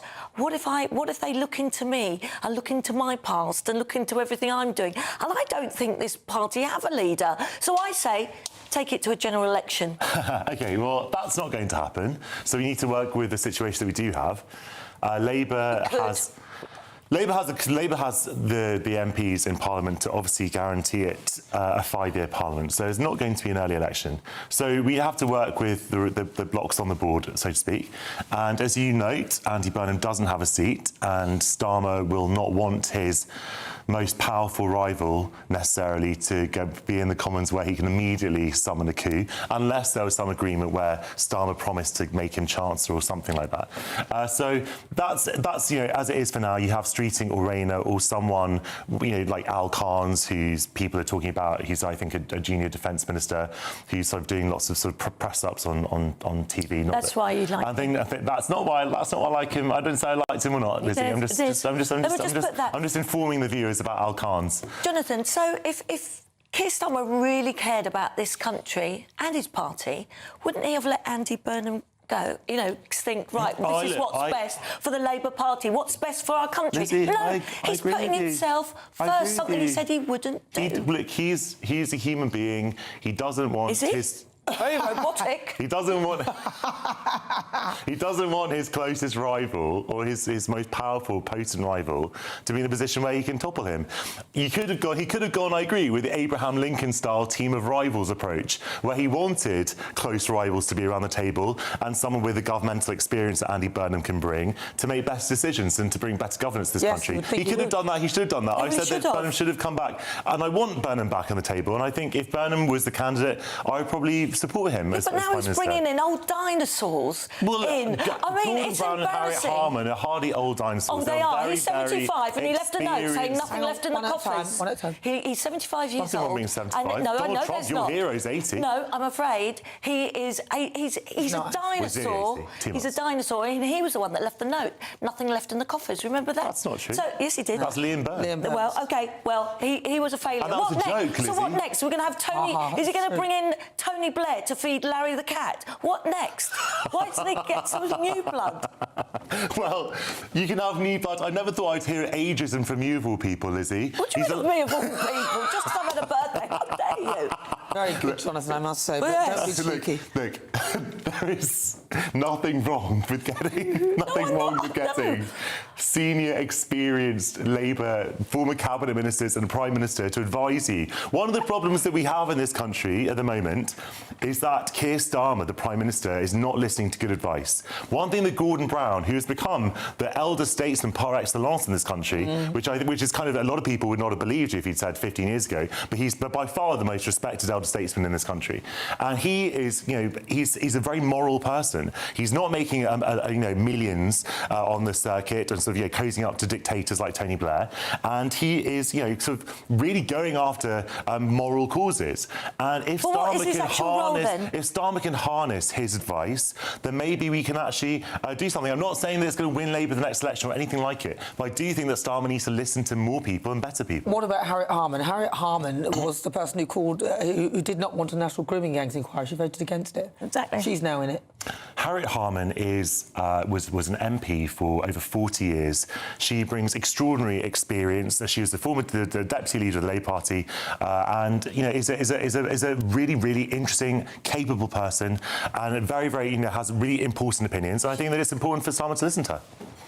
She didn't support the victims of the grooming gangs, and I think he's only appointed her because he's desperate, he's in denial, and he doesn't know what to do because everyone in his party and the backbenchers are against him. He's in denial, denial, and you know it, Jonathan. I'm and he is now scraping the barrel with what can I do? It is because he's trying to distract from really what's going on with him. Yes, he is. He's trying to save his own skin. Obviously trying to save his own skin. I agree with you, but that's not. But the problem is. Well, that's not. But he's not putting the country first. There's no perfect candidate waiting in the wings. A lot of people on the left and the right, by the way, worry that what comes next could be worse. If you're going to shoot for the king, you better not miss. You better have your ducks in a row so the best person can become a better Prime Minister, if there is a better person. If he cared for this country, he'd say, you know what, let's put it to a general election. No, I don't. It's in no one's interest to have a general... Because Labour was elected on a 5-year platform. It might be somebody's interest to have a general election. Yeah, Nigel Farage in particular, the country's interested. The country is sick and tired of being plunged into chaos by a party that's claimed to stop the chaos. Then the country has a right, especially if they go against things in the manifesto and bring in things that they never mentioned. For example, they started off with the winter fuel, the farmers, where they changed their mind and did something the very opposite. They're destroying the industry. Over 100 or so business providers who all supported them. They've lost the support of those people now. About a fraction of those people still support them. They have decimated industries around this country. Yes, they have. They have. Big chains, supermarket chains, things are closing down at the rate of knots. We just had TJ Hughes, which was a big. It was kind of the was it WH Smith? Yeah. Now they've been in the business for many years. They've gone. Because of online shopping. Now it's not Labour's fault. No, it's not. A big furniture store has just closed its doors. It's a tough environment. It's a tough economic climate. It's not getting worse because the Iran war as well. They are making it worse. Look at the hospitality business. 2 pubs a day are closing down. The national insurance hikes. Lizzie. They don't care. This is not Labour's fault. They've got their energy prices through the roof.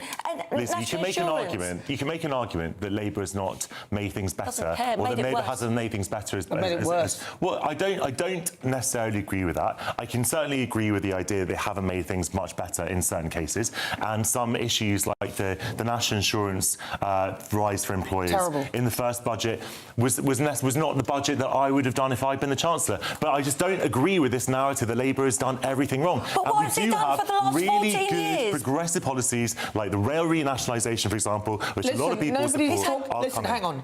He hasn't done that, and it hasn't been done properly, and nobody's really talking about that. We're looking at his ability to lead this country, and it is woeful. In particular, remember the Peter Mandelson. Why did he employ Peter Mandelson? What a stupid idea. Because he wants a snake to go into Washington to deal with the snake. What a stupid idea. If that's the reasoning, what a stupid idea. How about keeping the person that was in there that was doing a pretty decent job? So many stupid policies, idiotic policies, and now we are where we are. That's why he's been U-turning like a spinning top. 31 minutes after 17 U-turns.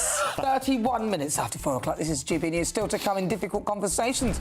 I'll be speaking with Essex Councillor Peter Harris to discuss Reform UK's landslide in Essex. But next, in the second great British debate of this hour, I'm asking, will the Greens replace Labour? But before all of that, your latest news headlines with Bethany Elsey.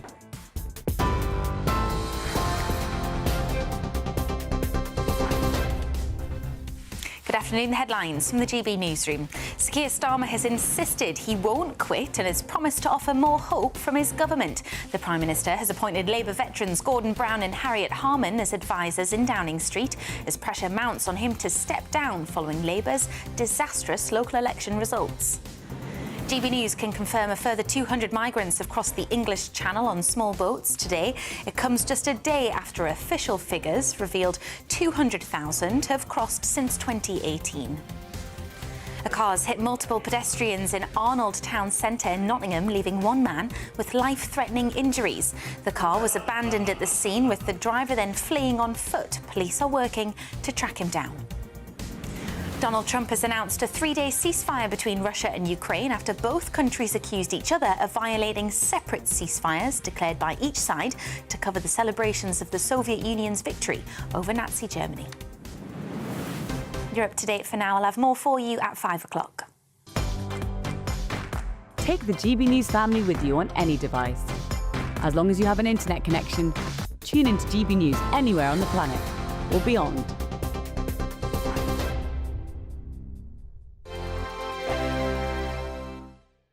Hello there, good afternoon. Welcome to your GB News weather update from the Met Office. Feeling much cooler as we head towards Sunday with some chilly easterly winds, particularly across the south. Though the good news is there will be lots of dry weather.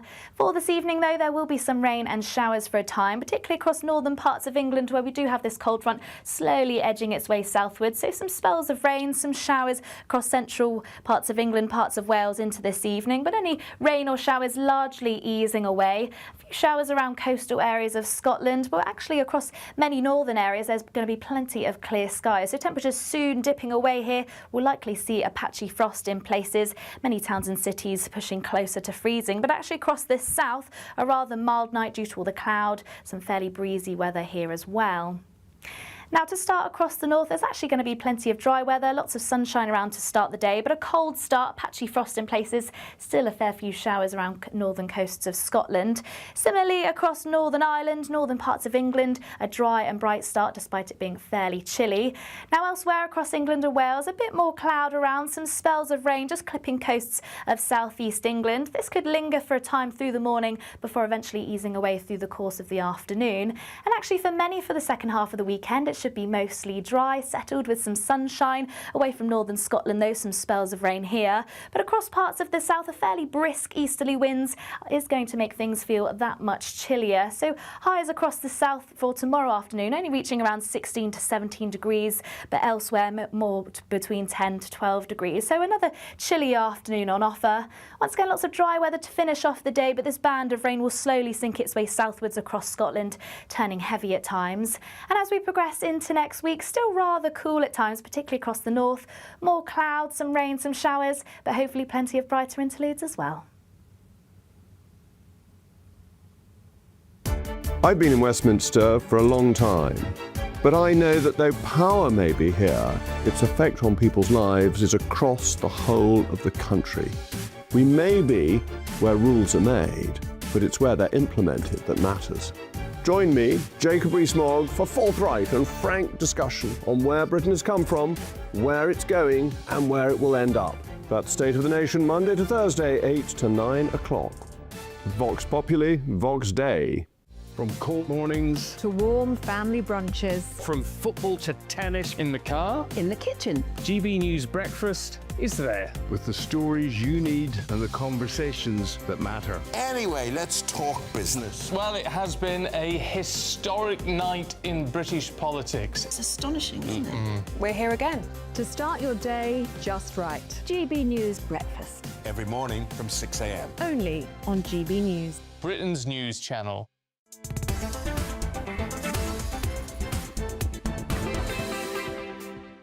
Welcome back to GB News, Britain's #1 news channel. Thank you to you. Thank you for watching and listening. We are live on TV, online and on digital radio, 36 minutes after 4 o'clock. I'm Nana Akua, and it's time for the Great British Debate this hour. And I'm asking, will the Green Party replace Labour?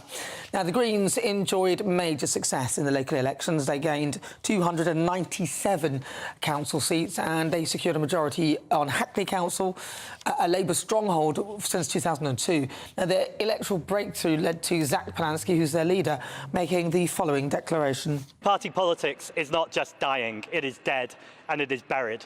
And actually, whether it's here that Labour have been rejected or whether we're seeing around the country, it's very clear that the new politics is the Green Party versus Reform. I said that the Green Party were going to replace Labour. That's exactly what we did in Gorton and Denton. It's what we've done in Hackney, and we're seeing that right across the country. Great British debate this hour. I'm asking, will the Greens replace Labour?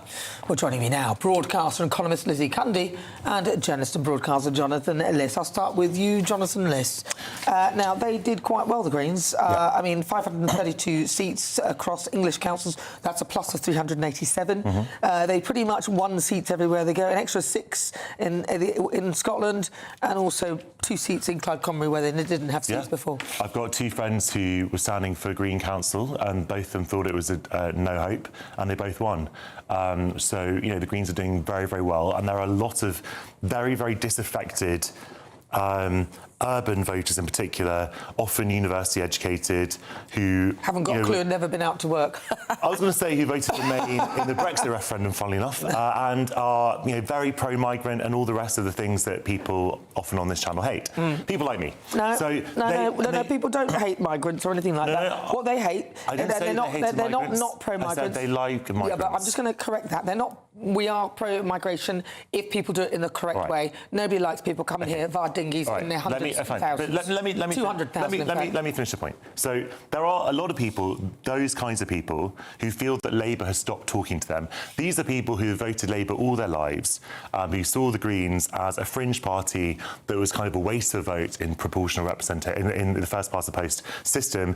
And now the Greens are no longer that. They have demonstrated that they can win elections, and that is really, really dangerous for Labour, because Labour now has a slicing off. You now have the sort of the right flank, or so the red wall flank of the Labour Party, which now sees it can go for Reform if Reform is giving it the full fat version of what it wants. And then you have the left flank, or the base, that Labour has taken for granted while it was appealing to those Reform voters, who now see that they actually have an alternative in the Green Party, and they're tired of being taken for granted. They're tired of Labour's complacency. So when Labour is giving endless speeches condemning, sort of vilifying migrants, for example, they're saying we don't want that, and we have a party that is actually speaking to our views. And that is incredibly dangerous. So the Greens are not going to take over, replace Labour, but they're going to eat into Labour's vote share everywhere. Is Zee Youssef, correct then in saying that that we'll move, if we get into power, for those who voted Green, for the Green constituencies, they'll put migrant camps there? That's right. And that's what you voted for. That's what you voted for. No, it's not what they voted for. It's not what they voted for. Well, they did, actually. No, it's not, because they don't want migrant camps. They don't want those detention centres anywhere.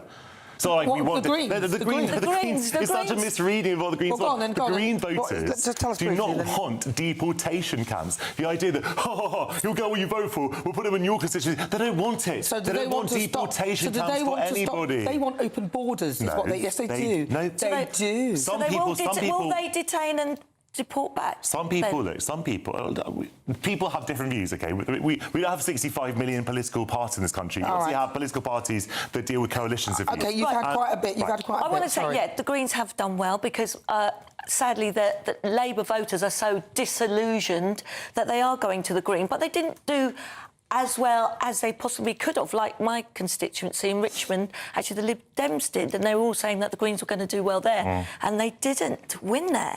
And we've got to take a look at Zach Polansky. I want the real Zach Polansky to stand up. He's exactly what you see. I've known him for years. He's exactly what you see. If you let me finish. Claiming he was a spokesperson for the Red Cross. He said he was a full member of the National Committee for being a hypnotist. That doesn't, I believe, to be true. Also, what's his real name? I mean, is he really the Walter Titty, as he's been called?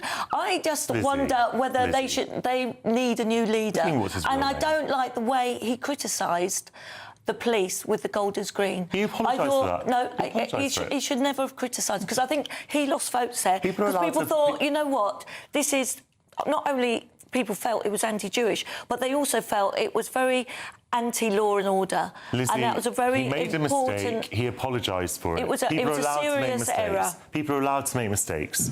And, you know, he is obviously getting a lot of scrutiny, which is appropriate. And when people are suddenly getting a lot of scrutiny, obviously, you know, there will come... That scrutiny will come with challenges, and you know he's a human being. He makes mistakes. He's absolutely what you see is what you get. I've known him for many years. He's tenacious. He's one of the most tenacious people I've ever met. He will absolutely stand up for what he believes in. He'll go after everything. So, do you think that you can make people's boobs bigger? He apologised. It would have saved me a lot of money. Yeah, but what a silly thing It was a Sun sort of stitch-up story from many years ago. 6 months later, he apologised for it. People make mistakes. That's he wasn't famous then. in those days. He wasn't well known. People are allowed to have a hinterland and to make mistakes. But this is what you're saying. So with the handcuff, when he claimed that you know it's terrible what you're seeing, he retweeted something that would suggest that the way the police had behaved to somebody who just stabbed 2 people was abhorrent. That was a mistake. The boob thing's a mistake. It was no, hold on. People just, you know, I get it that people make mistakes, but right now he's leading a party. He needs to be way more astute when it comes to reposting. And when it came to that many people would see that as anti-Jewish. Why on earth would you stand on the side of somebody who's been stabbing people? No, but he did. He's not. And it showed that that's what you do. He's the only Jewish political leader in this country. So he's what? certainly not. Whatever you say about him, he's not anti-Jewish. You can be. You can be appalled. Look, I'm not defending the retweet. I'm saying that you can be appalled by anti-Semitic hatred, and as I am, I do security duty outside my synagogue twice a year. I certainly won't take any lessons on that, but at the same time, you can still interrogate police tactics. He didn't do that, and he didn't look closely either, because he said the man was handcuffed, which he wasn't. No, if you're going to lead a party, you need to be way more decisive and much more... There are too many mistakes, so you're saying he's you know, truthful, and there are too many, even to say he's the full member of this he's a student. He's making it up, and you have to have someone that you believe in and trust in. And I think it was a huge error, him criticising the police at Golders Green, and that went against him, and he lost votes. What about the candidates? What about the literature that went out in every language, this other language apart from English, where they're trying to attract what would be the Muslim vote? No, I just think that's totally wrong. It's totally wrong, because they're trying to suck up to the Muslim vote. And the guy that won was talking in Bangladeshi. Can you imagine the sentence? No one understood what he was saying, though, Jonathan. Why is that we don't understand? Because we don't speak Bangladeshi. Lizzie, can I ask you a question? If someone said a Conservative candidate is trying to suck up to the Jewish vote in the tone that you just used, that would rightly be condemned, that statement. I'm sorry, but if I said someone's sucking up to the Jewish vote... Well, they always do that. No. You have the Labour Party sucking up to get the Muslim vote. So you're saying the Tories suck up to the Jewish vote, then? The Tories would suck up to a certain section...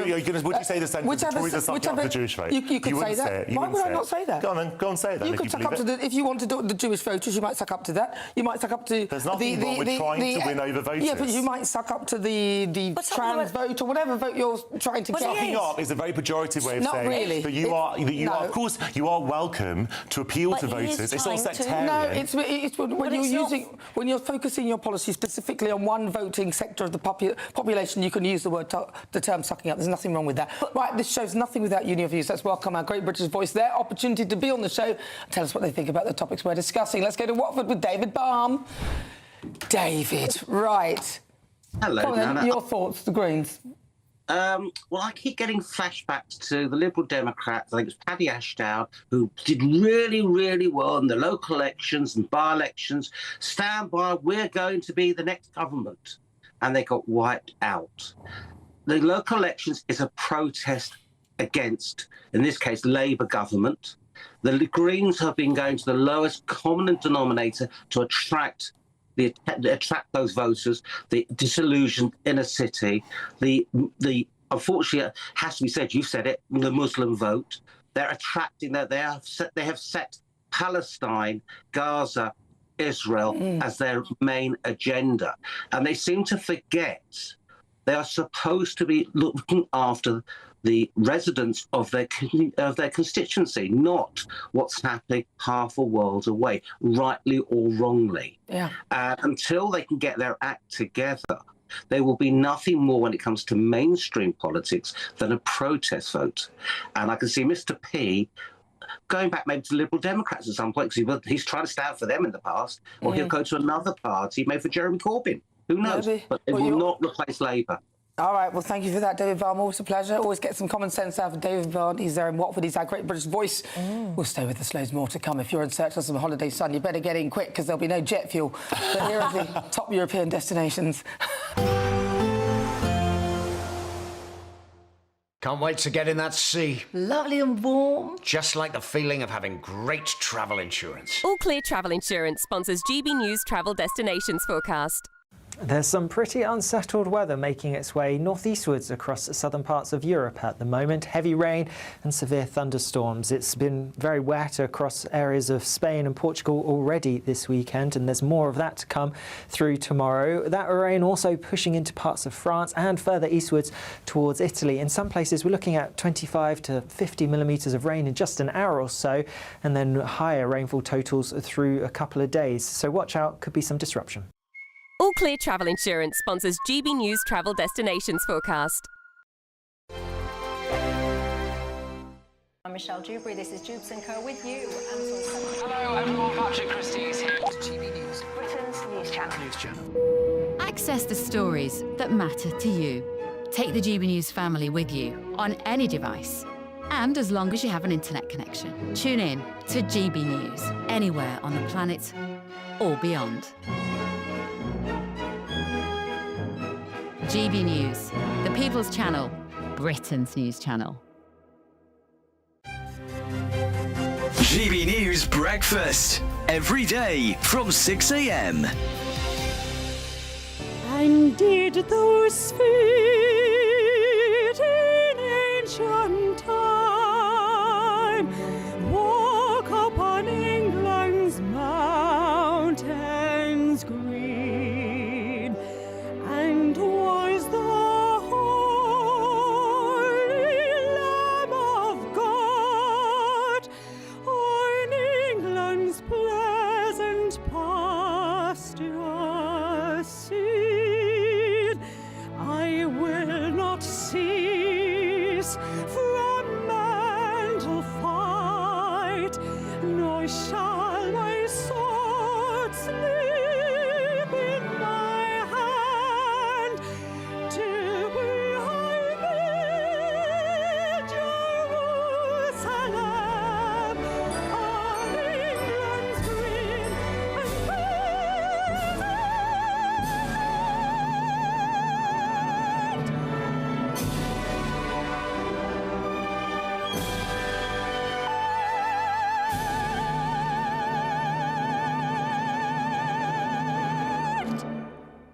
Because we spoke about this last time you were in, and we said Jerusalem on St George's Day is just perfect. I mean, it's one of those songs that it never fails to move you. Yeah. Composed by Parry, beautiful words by William Blake. It's an absolute classic and a privilege to sing. It's lovely because I don't know what it is about it. It's so stirring. It does get you every time, doesn't it? Thought-provoking. I think it really paints a picture. So, yeah, it's a special piece to be able to perform, and what a day to sing it as well. GB News, the People's Channel. Hi, I'm Michelle Dewberry, and my show is your opportunity to cut through all the noise and dive in headfirst to some robust debates. Ideas clash. Situation, No, isn't it? no, Because the failure is you're deliberately avoiding my point. Nothing's held back, And if you think this is the end of it, wait for more. and we do not shy away from the difficult stuff. Sometimes I want to shake people and say, if only you understood. So join me on Jubes & Co weeknights at 6 p.m, only on GB News, Britain's news channel.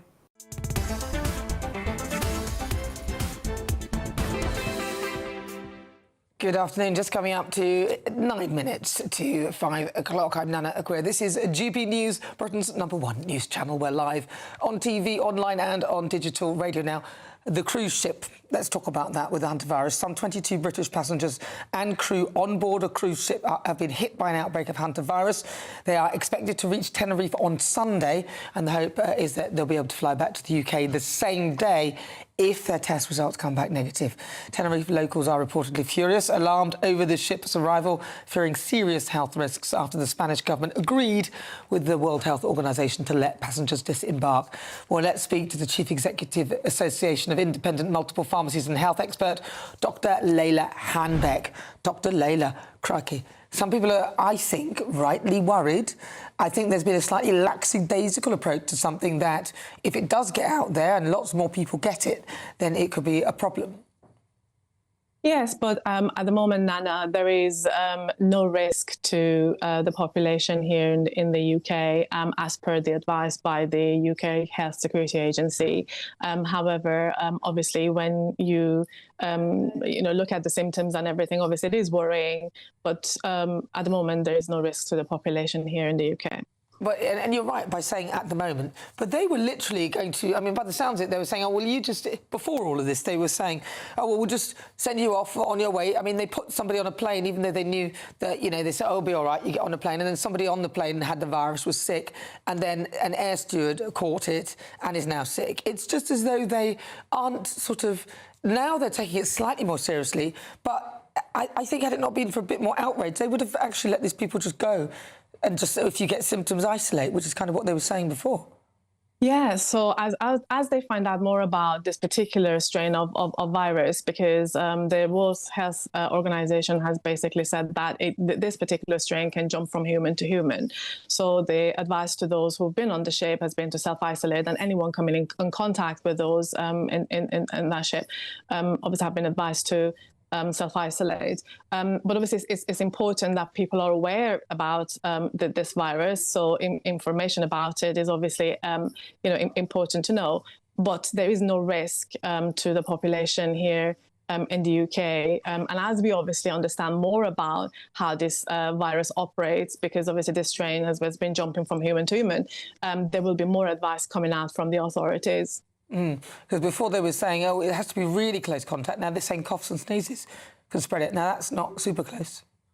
Yeah, well, obviously the symptoms vary from person to person. Sometimes it can be asymptomatic, so somebody can have no symptoms. Sometimes the symptoms come on weeks later. So it's very difficult in terms of because this particular strain has been jumping from human to human. There is kind of lack of information at the moment in terms of what to do with that, apart from the fact that anyone who's been on that ship or in contact with those who have been on the ship have been advised to self-isolate. OK. Well, Dr. Leila, thank you very much for joining us. Really good to talk to you. Coming up, I'll be speaking to Essex Councillor Peter Harris, who will be explaining how Reform UK won a landslide in the local elections after the weather.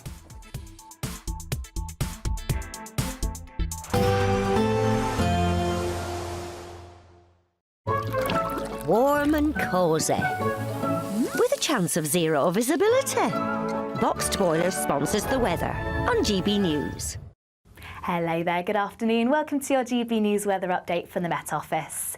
Feeling much cooler as we head towards Sunday with some chilly easterly winds, particularly across the south. Though the good news is there will be lots of dry weather. For this evening, though, there will be some rain and showers for a time, particularly across northern parts of England where we do have this cold front slowly edging its way southwards. So some spells of rain, some showers across central parts of England, parts of Wales into this evening. But any rain or showers largely easing away. A few showers around coastal areas of Scotland, but actually across many northern areas there's going to be plenty of clear skies. So temperatures soon dipping away here. We'll likely see a patchy frost in places. Many towns and cities pushing closer to freezing, but actually across this south a rather mild night due to all the cloud. Some fairly breezy weather here as well. Now, to start across the north, there's actually going to be plenty of dry weather, lots of sunshine around to start the day, but a cold start, patchy frost in places, still a fair few showers around northern coasts of Scotland. Similarly, across Northern Ireland, northern parts of England, a dry and bright start despite it being fairly chilly. Now, elsewhere across England and Wales, a bit more cloud around, some spells of rain just clipping coasts of southeast England. This could linger for a time through the morning before eventually easing away through the course of the afternoon. And actually, for many for the second half of the weekend, it should be mostly dry, settled with some sunshine. Away from northern Scotland, though, some spells of rain here. But across parts of the south, a fairly brisk easterly winds is going to make things feel that much chillier. So highs across the south for tomorrow afternoon, only reaching around 16 to 17 degrees, but elsewhere more between 10 to 12 degrees. So another chilly afternoon on offer. Once again, lots of dry weather to finish off the day, but this band of rain will slowly sink its way southwards across Scotland, turning heavy at times. And as we progress into next week, still rather cool at times, particularly across the north. More clouds, some rain, some showers, but hopefully plenty of brighter interludes as well. Warm and cosy, with a chance of zero visibility. Boxed Boiler sponsors the weather on GB News. Are you dreaming of a ton of tax-free cash this summer? We want to make that dream come true with a stunning £76,543 and 21 pence in cash to spend however you like. Put a new car on the drive or just relax in the knowledge that this year we've got your back.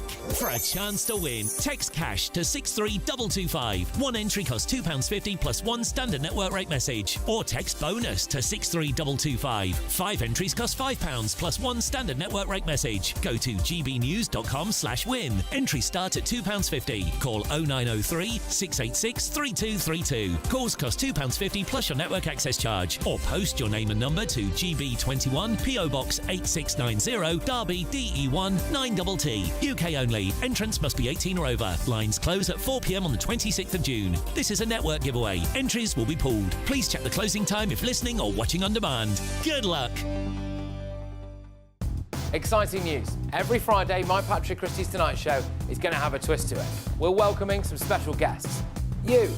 That's right, on Fridays I'm going to be doing my show in front of a live studio audience because this show is about you and what you have to say. It's going to be the same big debates, same big topics, same big opinions, but every Friday night at 9 p.m. you are invited to come on down to Patrick Christie's Tonight to be a part of the action. Only on GB News, the People's Channel, Britain's news channel. Do you trust what you're being told? Good, because neither do I.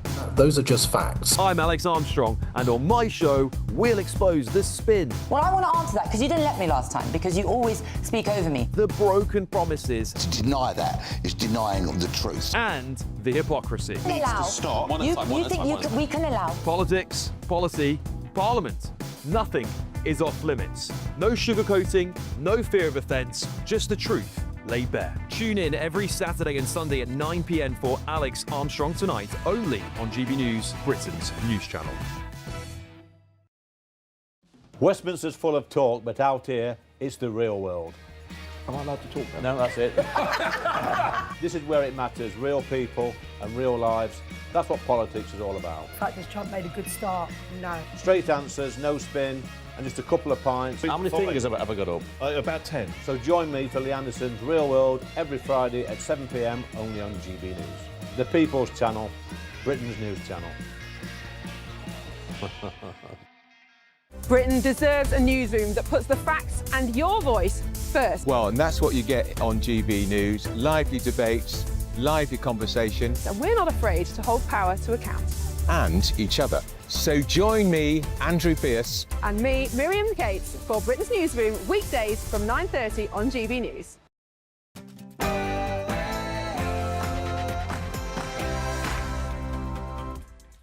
Oh, hello and welcome to GB News. We're live on TV, online and on digital radio. It's 5 o'clock. I'm Nana Akua. And for the next few hours, me and my panel will be taking on some of the big topics hitting the headlines right now. This show is all about opinion. It's mine, it's theirs, and of course it's yours. We'll be debating, discussing, and at times we will disagree, but no one will be cancelled. So joining me for the next few hours, broadcaster and journalist Lizzie Cundy, and also journalist and broadcaster Jonathan Liss. I just couldn't remember what he was. What is he? I'm teasing. Right, so in my niggle. That we do reflect on what was a tough set of results, but I'm not going to walk away and plunge the country into chaos. I think the right thing to do is to rebuild and show the path forward. Yeah, Really? The Prime Minister has insisted that he isn't going anywhere. But could Sir Keir Starmer finish the Labour Party for once and for all if he refuses to resign? Well, if you missed my niggle, you can catch it on GB News YouTube channel. And don't forget to vote in the poll on gbnews.com and cast your vote. Now, throughout the show, I'll be bringing you the latest local election results as and when they arrive.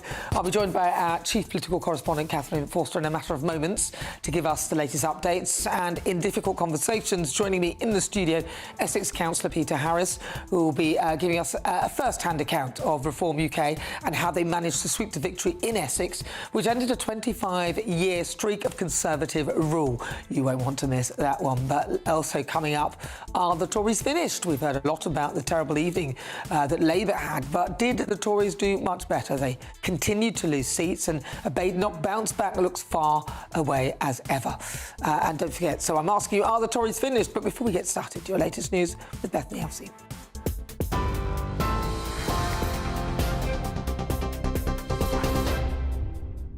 Thank you. The top stories from the GB newsroom at 5:02. Sir Keir Starmer is adamant he will not quit following Labour's crushing local election results. The party has suffered its worst ever losses across councils in England and has been thrown out of power in Wales. Cabinet ministers are rallying behind the PM, but backbenchers and union bosses are demanding he either resigns or sets out a timeline for his departure. Starmer has hired 2 Labour veterans, Gordon Brown and Harriet Harman, as advisers in Downing Street to try and drum up some support. Sir Keir Starmer says stepping down is not an option.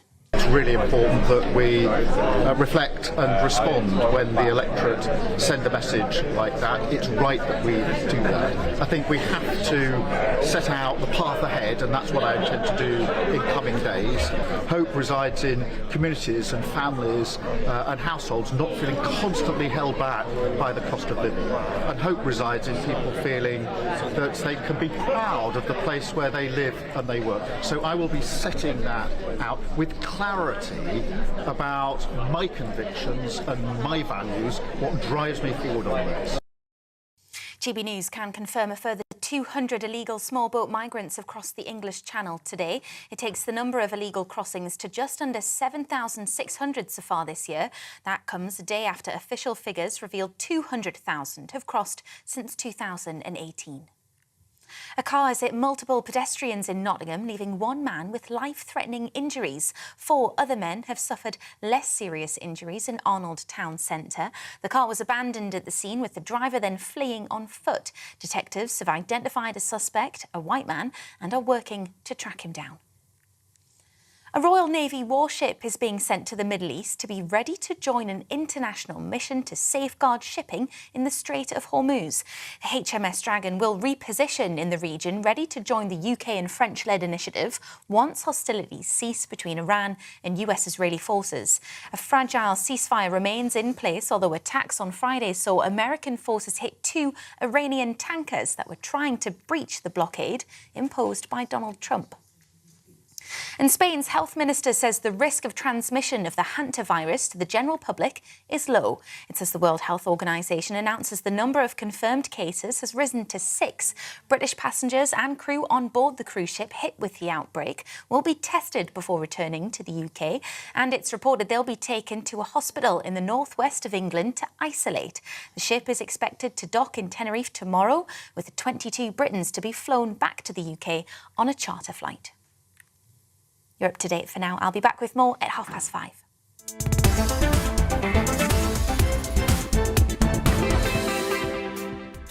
Good afternoon. It's just 5 minutes after 5 o'clock. Thank you very much, Bethany. I'm Nana Akua. This is GB News.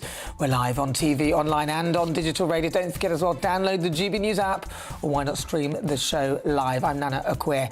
Now, coming up, Labour MPs and union bosses are openly calling for the Prime Minister to quit after the party's worst local elections results in history.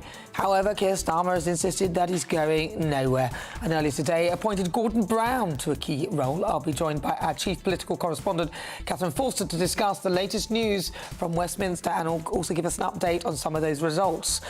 In difficult conversations, joining me, Essex councillor Peter Harris, who'll be giving me his first-hand account of how Reform UK managed to sweep to victory in Essex, ending 25 years of Conservative rule. Stay tuned for that one.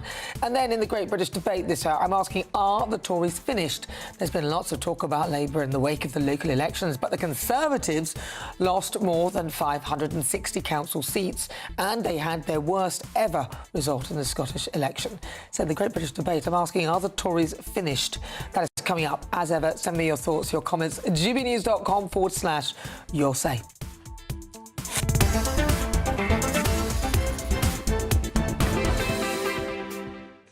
So after a monumental battering for the Labour Party, the Prime Minister is remaining defiant. 30 Labour MPs have called for Sir Keir Starmer to resign, but he's calling on the country to bring together a broad political movement. It's very important that we do reflect on what was a tough set of results, but I'm not going to walk away and plunge the country into chaos. I think the right thing to do is to rebuild and show the path forward. He's kind of like the last person at a party, and you're clearing up around him and you need him to leave. Cabinet ministers, including Chancellor Rachel Reeves, are rallying behind the Prime Minister after the election bloodbath.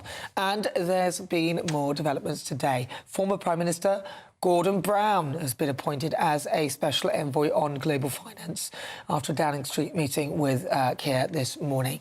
All right, well, I'm joined in the studio by GB News' chief political correspondent, Catherine Forster.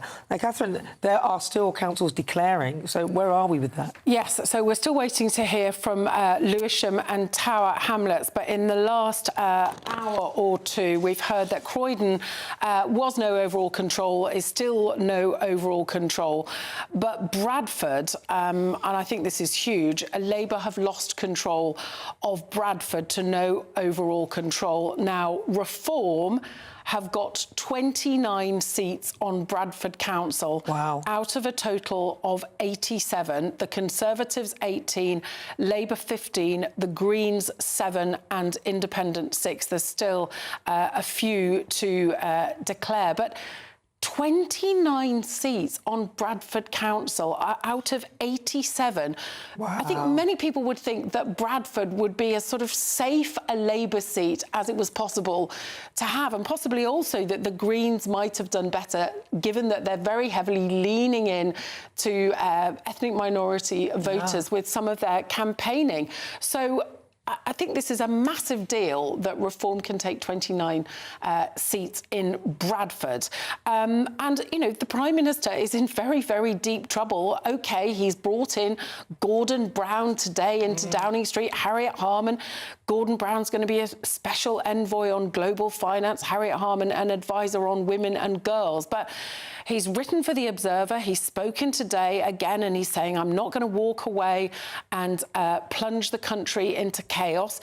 He's going to set out, we hear, with clarity and conviction, his values that drive him in a big speech on Monday. But the problem is, Labour have managed to get themselves into this huge electoral hole in less than 2 years.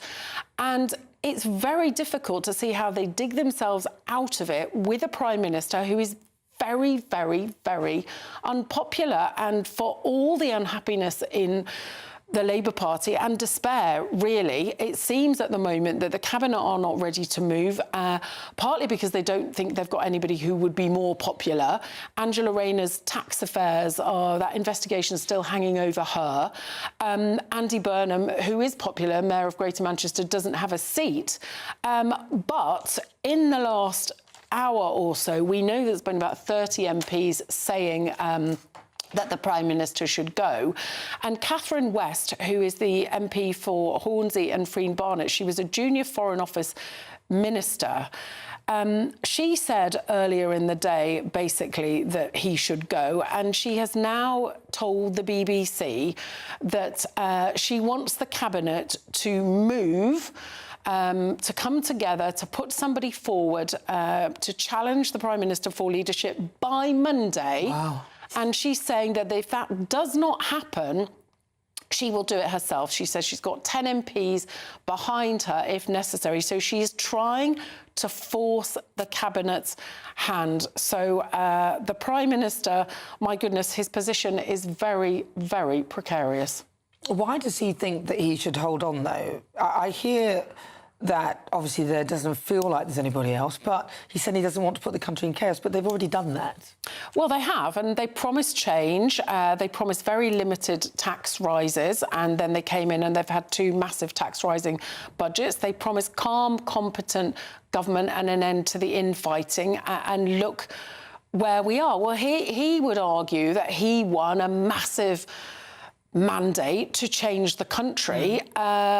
And certainly there's something in that. But of course, his critics would say, actually, you won because the Conservatives were so hated after 14 years. And what has happened in less than 2 years is the Labour Party is now hated and by many people and very, very unpopular. So he thinks he's got the mandate. Prime Ministers, once they get into number 10, tend not to want to leave. And I think he believes that would be a terrible look to start chopping and changing, especially when we've got a war, in the Middle East, the Strait of Hormuz, economic chaos, still the situation in Ukraine, a very difficult geopolitical situation. He is widely regarded to be pretty good on the international stage. I was in Armenia with him less than a week ago. But, I mean, Catherine West is suggesting that there could be some role. I mean, I have heard it suggested that perhaps ultimately Andy Burnham come back and the Prime Minister could be given Foreign Secretary. Who knows? But for certain, for now, he is digging in. But, I mean, ultimately, the choice, the decision might be taken out of his hands. Do you think he would do it, Foreign Secretary? I'm not so sure. Yeah, and very briefly, the Liberal Democrats, we haven't spoken about them much. How did they fare? Well, they are pretty happy. They have added another 150 council seats, so they are one of the winners. But there's a lot of grumbling that, given they're the third party, they perhaps ought to have more momentum. They don't seem to have the momentum. The momentum is clearly with the Reform Party, also with the Green Party, and in Wales, of course, with Plaid Cymru, the Nationalist Party, who have taken control of Wales after over 100 years, basically, of Labour ruling the roost there. All right, Catherine Forster, thank you very much for that incredible update. Bradford. Wow, 29 seats to Reform UK in Bradford, of all places. The highest number of seats, although it's kind of split, but that's quite incredible. It is, isn't it?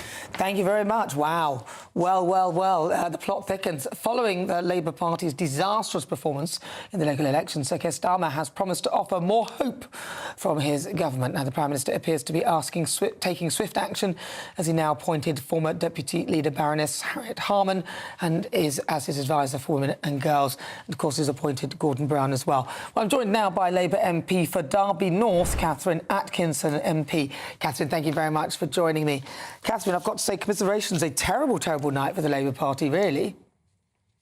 Well, I think it's gutting for every councillor who spent so many years protecting their communities from Conservative austerity cuts. But it is to be expected. It has done. We've seen that historically. We had a landslide in '97 and then lost over 1,100 councillors in 1999. So while it's really tough for all of the people that worked so hard, I don't think that those who are claiming it's a shock have been doing their homework. All right, so Harriet Harman and Gordon Brown. What do you think? Harriet Harman first. I'm really excited by both of these appointments. We saw our landmark strategy on violence against women and girls, showing how the steps that we will take to halve violence against women and girls, really focusing on preventing violence, pursuing and convicting perpetrators and better supporting victims and survivors. And that takes work across government departments, not just with the Home Office, with policing, not just with justice, with courts and probation, but also with education and communities and all the work that needs to happen online as well. And I think choosing Harriet Harman is spot on. She has an incredible history. Yeah, but she's had a good run of things. She's had a good career. But she called for mini inquiries and specifically targeted ones. She was sort of not really in support of a national grooming gang inquiry, and that was the thing that people were mainly calling about. Even the councils within these areas were saying that we want a national inquiry. So I don't get why she did that. She's been an incredible advocate for women for decades. It was a focus of hers in Parliament and as Solicitor General, and she's currently Special Envoy to the Foreign Commonwealth and Development Office for Women and Girls globally, but liaising with global leaders, including with the UN. Yeah, so no, that's great, but when it came down to the wire, that's great, but when it came down to the wire, where people were calling for a national inquiry, she was talking about mini targeted inquiries, which is exactly the thing that people didn't want. So I hear you. OK, let's move on to Gordon Brown. Gordon Brown, who sold all the gold. What about him? Why should he? Why are we going backwards, finding people who did not such a great job? I mean, Gordon Brown, he was all right, but you know, I think I'd be slightly more impressed if he said maybe Tony Blair, although I think a lot of people would have gone, oh my God, no. Well, I think for a start, it's really important to acknowledge that the international instability is having a real impact on the cost of living and the money people have in their pockets. So I think it's and we're already seeing really fantastic leadership by our Prime Minister on the international stage. But Gordon Brown was the longest serving Chancellor in modern history. He was Chancellor for over a decade, and he provided incredible global leadership when we saw an international financial meltdown in 2008. He is widely recognised for his pivotal and proactive role that he played in shaping the global response to that crisis. Yes, so while I think the Prime Minister is already doing a fantastic job in providing the leadership to bring allies together, I do think that Gordon Brown is, as an advisor, as a special envoy, brings immense experience and wisdom. Well, he may bring experience, but that was a subprime fiasco in 2008, as I remember it very clearly. And at the time, we bailed out the bankers, and Gordon Brown did all that, but with no real conditions attached, which meant that in the end, it wasn't such a great decision. I mean, if he's going to bail them out, there should have been strict conditions with which they could then relend. And, you know, we pretty much bought RBS. So, you know, he didn't... I don't think he did quite... I think it was a global crisis. And yeah, we know that, but it took bringing countries together in order to have a solution. And he was able to do that. And I think that considering what we are seeing on an international stage, having that insight, having that experience, and having that political weight is a huge advantage. All right. Well, I think that Gordon Brown might be an interesting choice. I think he made some big mistakes actually when he was in office and when he was Chancellor and all of that. But I would say that it doesn't really look good on the Labour Party if they have to, you know, start looking at the dinosaurs in politics. The old. I get it that you want some experience, but seriously, Gordon Brown is pretty much coming to pick up the tab from what Rachel Reeves has created, which is disastrous. She's been a disaster as Chancellor, frankly. That's why we're not as insulated.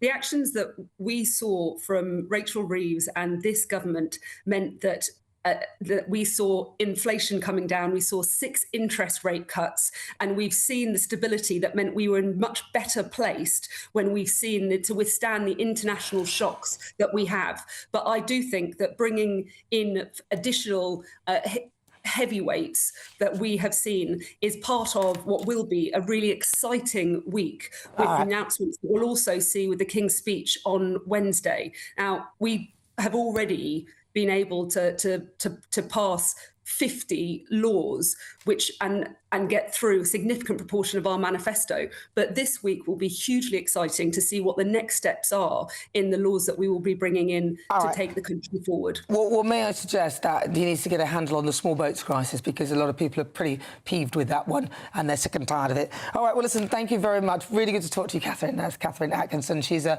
Labour MP for Derby North. Thank you for joining me. All right, well, listen, it's time for the Great British Giveaway, your chance to enjoy a sensational summer on us. You could win £76,543.21 in tax-free cash. Here are the details.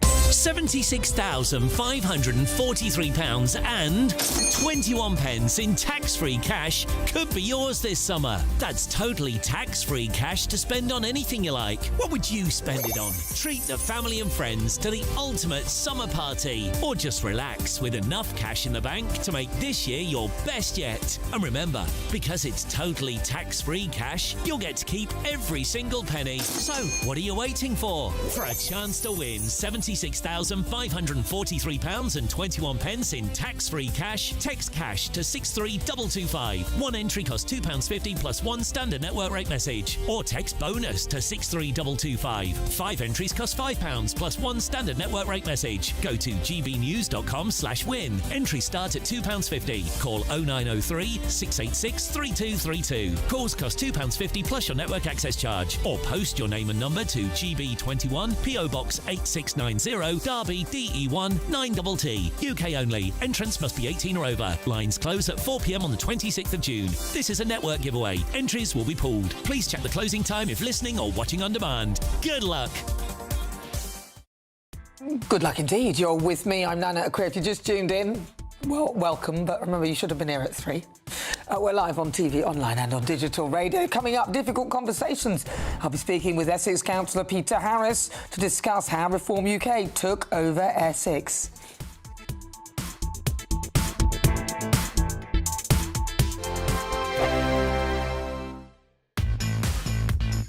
Five hosts, 5 opinions, 5 fearless debates, 5 unfiltered takes on the day's news. 5 reasons not to be anywhere else on Saturday night.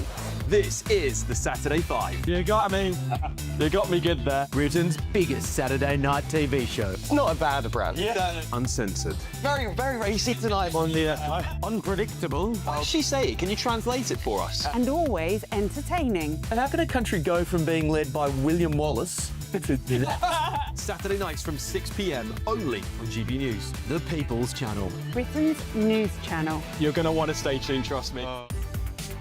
From the school run to the home run, watch a new show for all of Britain. So he can say whatever he wants. A straight talking show where all voices are heard. And, you know, when are we going to stop talking about smashing the gangs and actually do it? With the stories that matter from every part of our country. There's a bit of a crash landing there for your Chancellor. Bold, fearless and standing up for you. That's me, Martin Daubney, 3 p.m. till 6 p.m. weekdays, here only on GB News. The People's Channel, Britain's news channel. Breaking news, live updates, stories that matter. From the heart of the GB newsroom to every corner of Britain, with our team of dedicated journalists across the UK. GB News bulletins are there to deliver the latest news that matters to you. Bulletins on GB News, the People's Channel, Britain's news channel. Westminster, the ultimate clique. And you're fighting like rats in a sack. But here on the Camilla Tominey Show, we ask the questions the establishment media is too scared to ask. OK, let me ask you a straight question, because I know you're a straight-talking politician. Whether it's net zero, illegal immigration or law and order, nothing is off limits. You had the power then. Yeah, as I and say, now you've lost it. That's the Camilla Tominey Show, a politics show that's fearless. But no, let me finish my question if you don't mind, because it is my show. Sundays at 9:30, only on GB News, the People's Channel, Britain's news channel. Hi, I'm Michelle Dewberry, and my show is your opportunity to cut through all the noise and dive in headfirst to some robust debates. Ideas clash. Situation, isn't it? Because the failure is... You're deliberately avoiding my point. Nothing's held back. And if you think this is the end of it, wait for more. And we do not shy away from the difficult stuff. Sometimes I want to shake people and say, if only you understood. So join me on Jubes & Kerr weeknights at 6 p.m, only on GB News, Britain's news channel. At GB News, we love to hear from you, our loyal community. So drop us a line at gbnews.com/yoursay. There you can talk to each other and also to the presenters live on air. gbnews.com/yoursay, because GB News is your channel, Britain's news channel.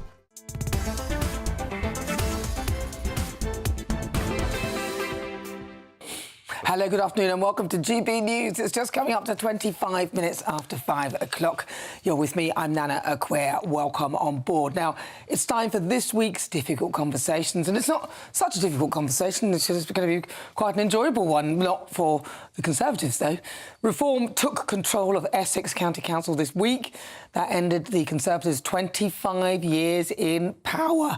Now, Peter Harris, who is the the fourth, if you include the guy with the blonde hair, the fourth person on the, I think it might be your right. He is second from the right, actually, or second from the right, or fourth from the left. He's in the image on your TV screen and was elected to the council on Thursday. Reform were also successful, so successful, even Kevin Bentley, who was a Tory leader of Essex County Council, lost his seat. Wow. Well, joining me in the studio is Councillor Peter Harris.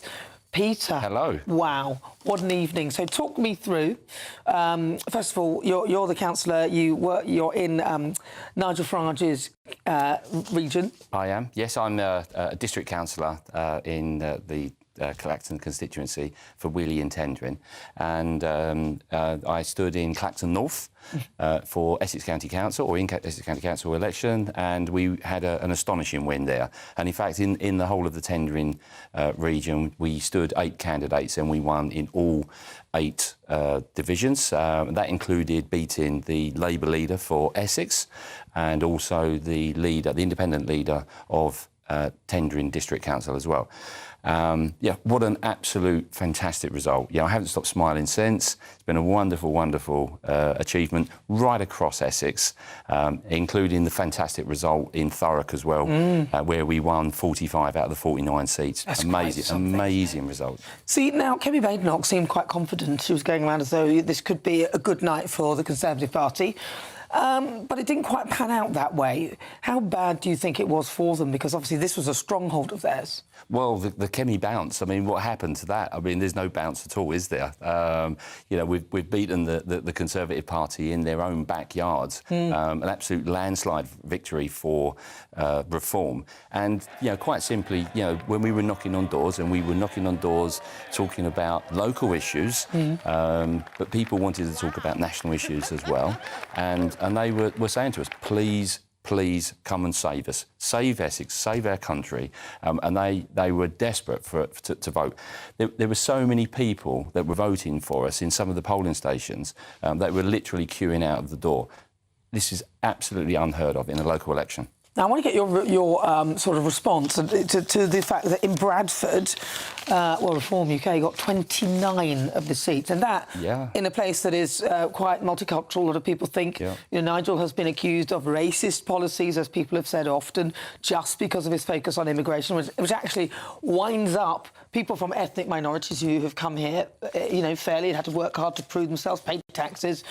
People are rightly annoyed by that. Now, are you surprised at the win in Bradford? I'm not surprised. I'm overjoyed, and I think that, you know, we stand up for all people, all residents, and I think that, you know, the message that was coming across from the doors is that, you know, the Labour Party and the Conservative Party, the old legacy parties, are simply not listening. No. They've given up listening, and there is, I think that there was a sense of entitlement, arrogance, that they thought that they were just... They've taken people for granted and just think that they're in the habit of voting for them. Well, you know, there's now a new party, the Reform Party, and people are coming to us in droves. Now, what about Zia Youssef? He was saying that if you vote Green and you end up with a Green constituency, then if Reform UK are in power, that you'd kind of put the migrant hotels or whatever, barracks or whatever they're going to be in, there in those Green constituencies.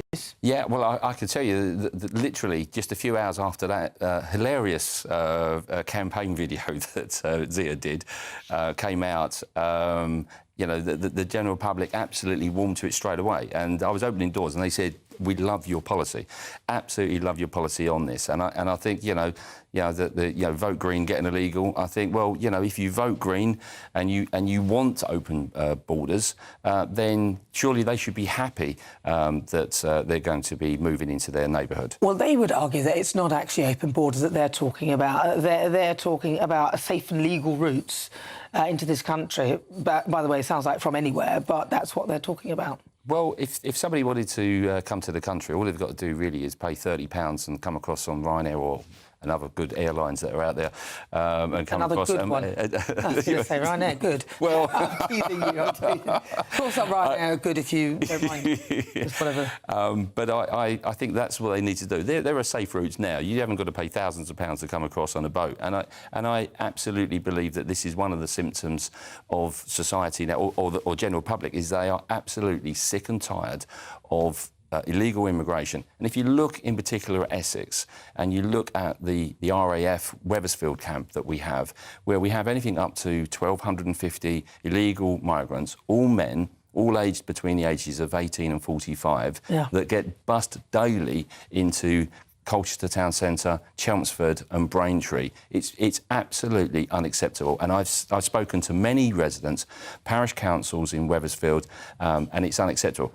And the government are simply not listening. And I think that, you know, they have voted for us because they are crying out for Nigel Farage to be a number 10 to actually get something done about it. And I will mention it, the £5 million that people are talking about Nigel Farage, that he's accepted that. And, you know, what are your thoughts on all of that? Well, Nigel said that this is used for his personal safety and security. Now, obviously, being based in Clacton, I've known Nigel for many years. And, you know, I know of the security that it has to surround him. Unfortunately, it's the world we live in now. And my view is that these donations shouldn't be necessary if the government actually gave him the protection that he deserves and he needs. I've seen it with my own eyes. It is, unfortunately, a sad reality of our society where, you know, he is threatened, you know, on a regular basis. Well, I mean, I'm going to declare what I think on this. I don't think people are really that bothered about it. No. Because it was before, I think he was an MP, and it was a gift, and apparently he didn't have to declare it. So it depends on whether you see that it is immoral for accepting that amount of money or you don't. And I don't see it as that.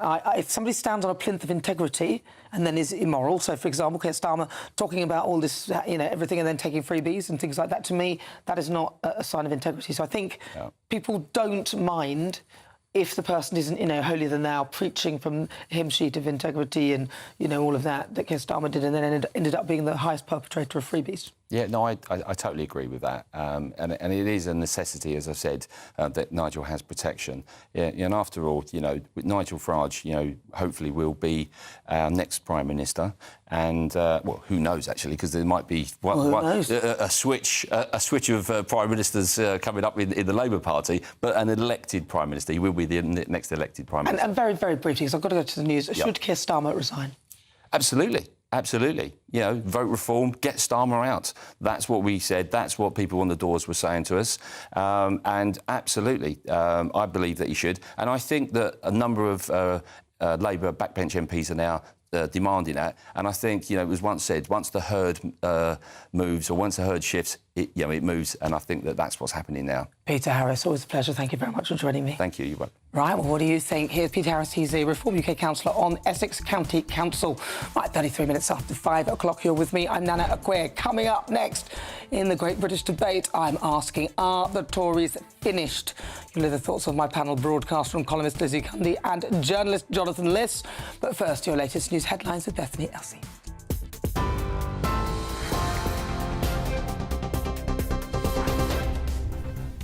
Good afternoon. The headlines from the GB newsroom. Sir Keir Starmer has insisted he will not quit and has promised to offer more hope from his government. The Prime Minister has appointed Labour veterans Gordon Brown and Harriet Harman as advisers as pressure mounts on him to step down following Labour's disastrous local election results. GB News can confirm a further 200 migrants have crossed the English Channel on small boats this morning. It comes just a day after official figures revealed 200,000 have crossed since 2018. Cars hit multiple pedestrians in Arnold Town Centre in Nottingham, leaving one man with life-threatening injuries. The car was abandoned at the scene, with the driver then fleeing on foot. Police are working to track the suspect down. British passengers and crew on board the cruise ship hit with the hantavirus outbreak will be tested before returning to the UK this morning, and it's reported they'll be taken to a hospital in the northwest of England to isolate. You're up to date for now. I'll have more for you at 6 o'clock. For all the latest from GB News whilst you're on the go, get the GB News app. Scan the QR code now to download or visit gbnews.com/app.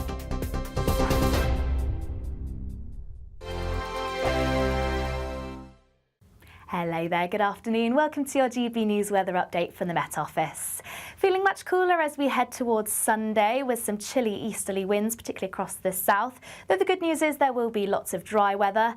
For this evening, though, there will be some rain and showers for a time, particularly across northern parts of England where we do have this cold front slowly edging its way southwards. So some spells of rain, some showers across central parts of England, parts of Wales into this evening. But any rain or showers largely easing away. A few showers around coastal areas of Scotland, but actually across many northern areas there's going to be plenty of clear skies. So temperatures soon dipping away here. We'll likely see a patchy frost in places. Many towns and cities pushing closer to freezing, but actually across the south a rather mild night due to all the cloud. Some fairly breezy weather here as well.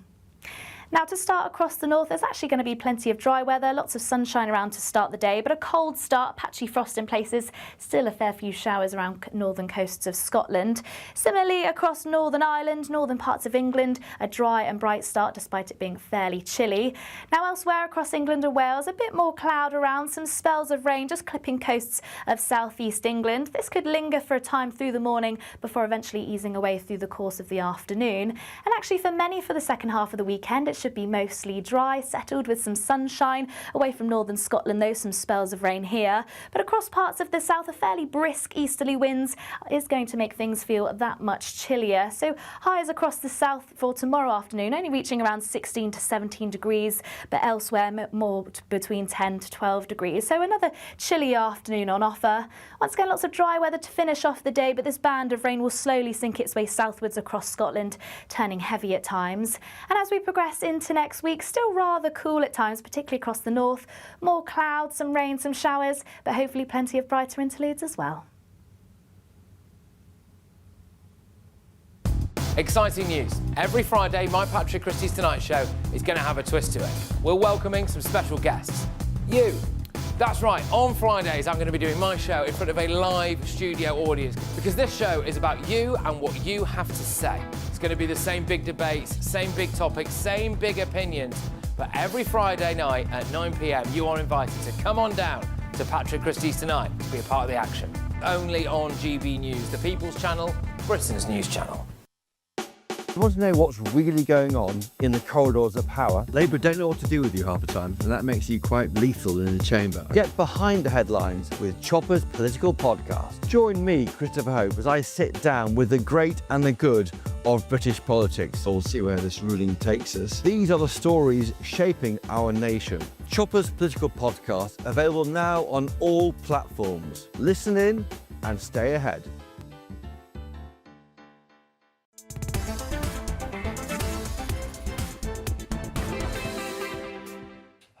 37 minutes after 5 o'clock. If you just tuned in, where have you been? We start at 3. We'll be doing the same thing tomorrow, same time, same place, so make sure you join me then. I'm Nana Akua. We're live on TV, online and on digital radio. This is GB News. We are Britain's #1 news channel, and it's time for the Great British Debate this hour.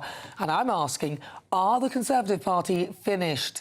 Kemi Badenoch has claimed that the Tories are coming back after they reclaimed Westminster Council from Labour in yesterday's local elections. I'm not laughing. However, the Conservative Party suffered major losses across the country, including in Essex, where Kemi Badenoch serves as an MP, as Reform UK gained control of Essex County Council, ending 25 years of Tory reign.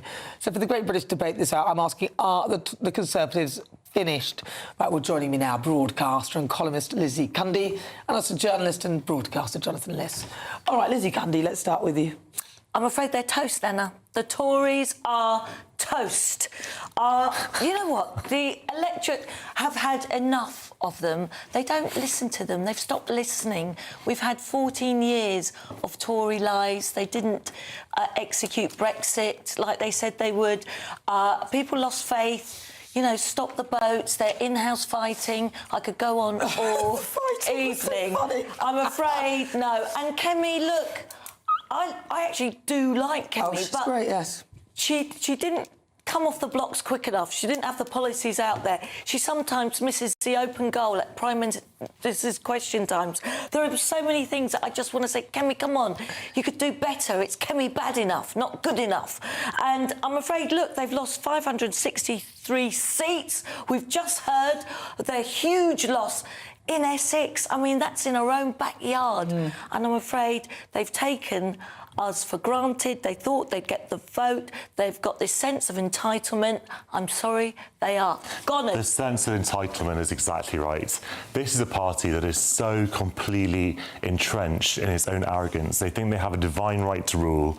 And after the election, instead of getting on their hands and knees and begging for forgiveness after, 14 years of misrule, which had driven this country's public services into the ground and global reputation, instead they just acted as though the electorate had been ungrateful, and how dare the electorate sort of not return us to another 5 years, and almost blaming the electorate. I don't think they did that, actually, that last bit. I mean, I agree with the rest of it, but the last bit, they actually said, many in their party said that they expected to lose, they said they deserved to lose, and they resigned themselves to losing even before. None of those are people who then jumped ship to reform. Well, but some of them there said they expected to lose, they realised the mess they've made, and they're very sorry, which is why Kemi Badenoch went back and they sat down and spent time licking their wounds. But let's talk about that then, because if they are sorry for having messed everything up and not delivered their promises, why are they returning to more of the same? Where's the position, the period of reflection and apology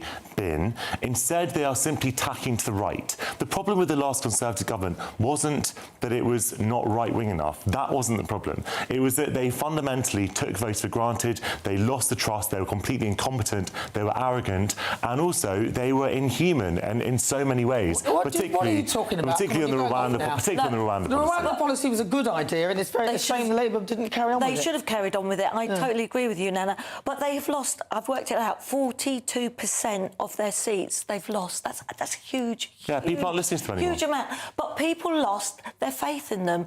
And, you know, I'm not sorry, it's the Tories' fault. We've got Keir Starmer in power. Well, it's obviously the Conservatives' fault that they lost power. And I don't think Labour won the last election. I think the Conservatives lost it, just as the SNP didn't win the election in Scotland just now. Labour lost it, and so you do have unpopular governments, and the Conservatives were incredibly unpopular. And I don't think actually they've been sufficiently punished for what they did. If you look I don't think the Tories have been sufficiently punished. If you look at what happened in 2008, where there was a global financial crisis, and then the Conservatives were very, very cleverly and effectively positioned that as being Labour's mismanagement of the economy because Labour spent too much. It was complete nonsense, but it was a very effective campaign slogan, and that's why David Cameron won the 2015 election.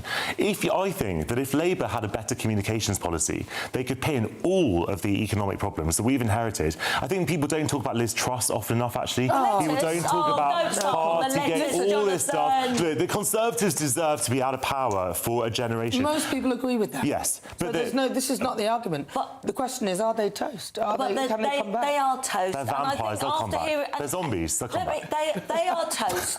And the fact is, Kemi has lost in her own backyard. We've just heard the interview, the wonderful interview, where Reform have taken over Essex.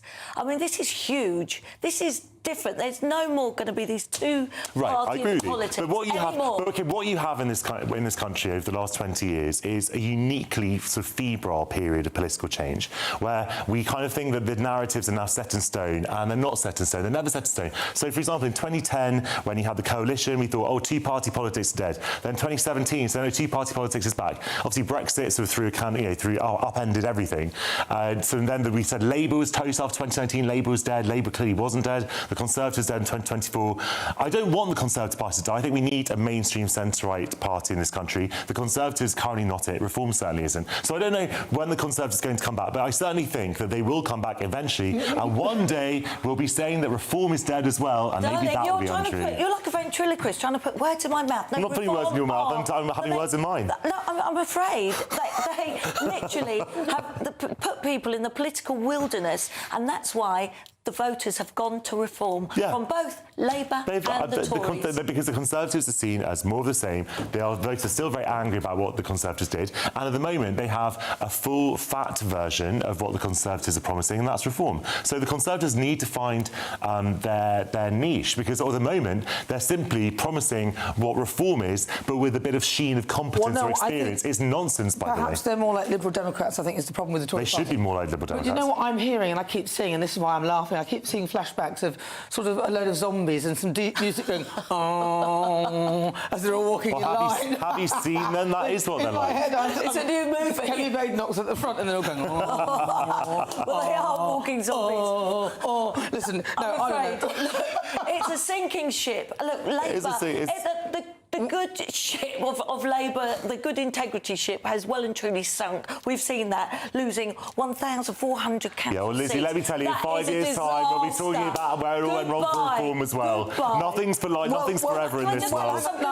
No. I'll go on then, some news. Some very good news Briefly. for Keir Starmer. He has to resign because he's just got a book deal, How to Lose Friends and Influence No One. OK, well, that'll be a good one. I don't think I'll be reading it. I think we've all read it already. But look, I'd love to hear your thoughts. To be fair, though, I'm going to be fair to Kenny Badenoch. I think she is liked and she's done a pretty good job from what she's trying to resurrect a party that is clearly going down the pan. But stay with us if you're in search of some holiday sun. Here's the forecast of some of the top European destinations. Dinner under the stars tonight? That reminds me of our travel insurance. You mean all clear skies? All Clear Travel Insurance sponsors GB News Travel Destinations forecast. There's some pretty unsettled weather making its way northeastwards across southern parts of Europe at the moment. Heavy rain and severe thunderstorms. It's been very wet across areas of Spain and Portugal already this weekend, and there's more of that to come through tomorrow. That rain also pushing into parts of France and further eastwards towards Italy. In some places we're looking at 25 to 50 millimetres of rain in just an hour or so, and then higher rainfall totals through a couple of days. So watch out, could be some disruption. All Clear Travel Insurance sponsors GB News Travel Destinations forecast. As soon as it hits 11 and the headlines come in, Late Edition brings you the breaking news from all the front pages. because the news is going to happen. So get a head start today. Patrick Christie's tonight, Late Edition. Alex Armstrong tonight, Late Edition. From 11 o'clock every night. Only on GB News, the People's Channel, Britain's news channel. Martin Daubney, weekdays from 3 p.m. The annual World Puddle Jumping Championships are at risk this year as there's an unusually dry spring, and that means there could be no puddles to jump over. Well, I'm joined now by the Wicksteed Park Director, Kelly Richardson. Kelly, this is major world news. It's of huge concern. How can you have a puddle jumping championships without any puddles? I know, it's just typical, isn't it? It's what we love about the British weather, is it's so unpredictable. You think April showers and then all of a sudden we get a dry spell. Just typical. Now, it's a very, very good fun event. My kids, of course, they're a bit older now, but they love jumping over, mainly actually into puddles and stamping. Tell us about, how do you win a World Puddle Jumping Championship? Is it the distance jumped? Is it style? Is it belly flops? How do you win it? There are some judging criteria: height of jump, distance of splash, how much mud you get stuck all over you. But of course, the most important thing is having fun. So we're really looking for enthusiasm, and the most enthusiastic jumpers and great big splashes, that's how you win. Anyone who's been a parent, anyone whose kids have watched Peppa Pig will know this is either your best way of spending time in a park or your worst nightmare, particularly if you're doing the laundry afterwards. But without being a killjoy, we can see one of your superstars on screen there just stomping and splashing away. But Kenny, if you haven't got any puddles, what are you going to do? What's the plan? Well, we're asking people to be creative. So, this is the World Puddle Jumping. So it might normally be wet in April in the United Kingdom, but obviously some countries might be in a dry spell. So we ask people to be creative. So you can jump in a paddling pool, you can jump in the bath, you can jump in any kind of water that it's safe to jump into. GB News, the People's Channel. Do you trust what you're being told? Good, because because neither do I.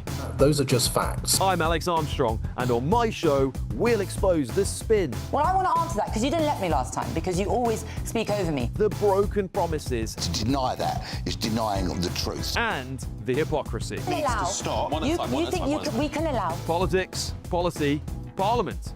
Nothing is off limits. No sugarcoating, no fear of offence, just the truth laid bare. Tune in every Saturday and Sunday at 9 p.m. for Alex Armstrong Tonight, only on GB News, Britain's news channel.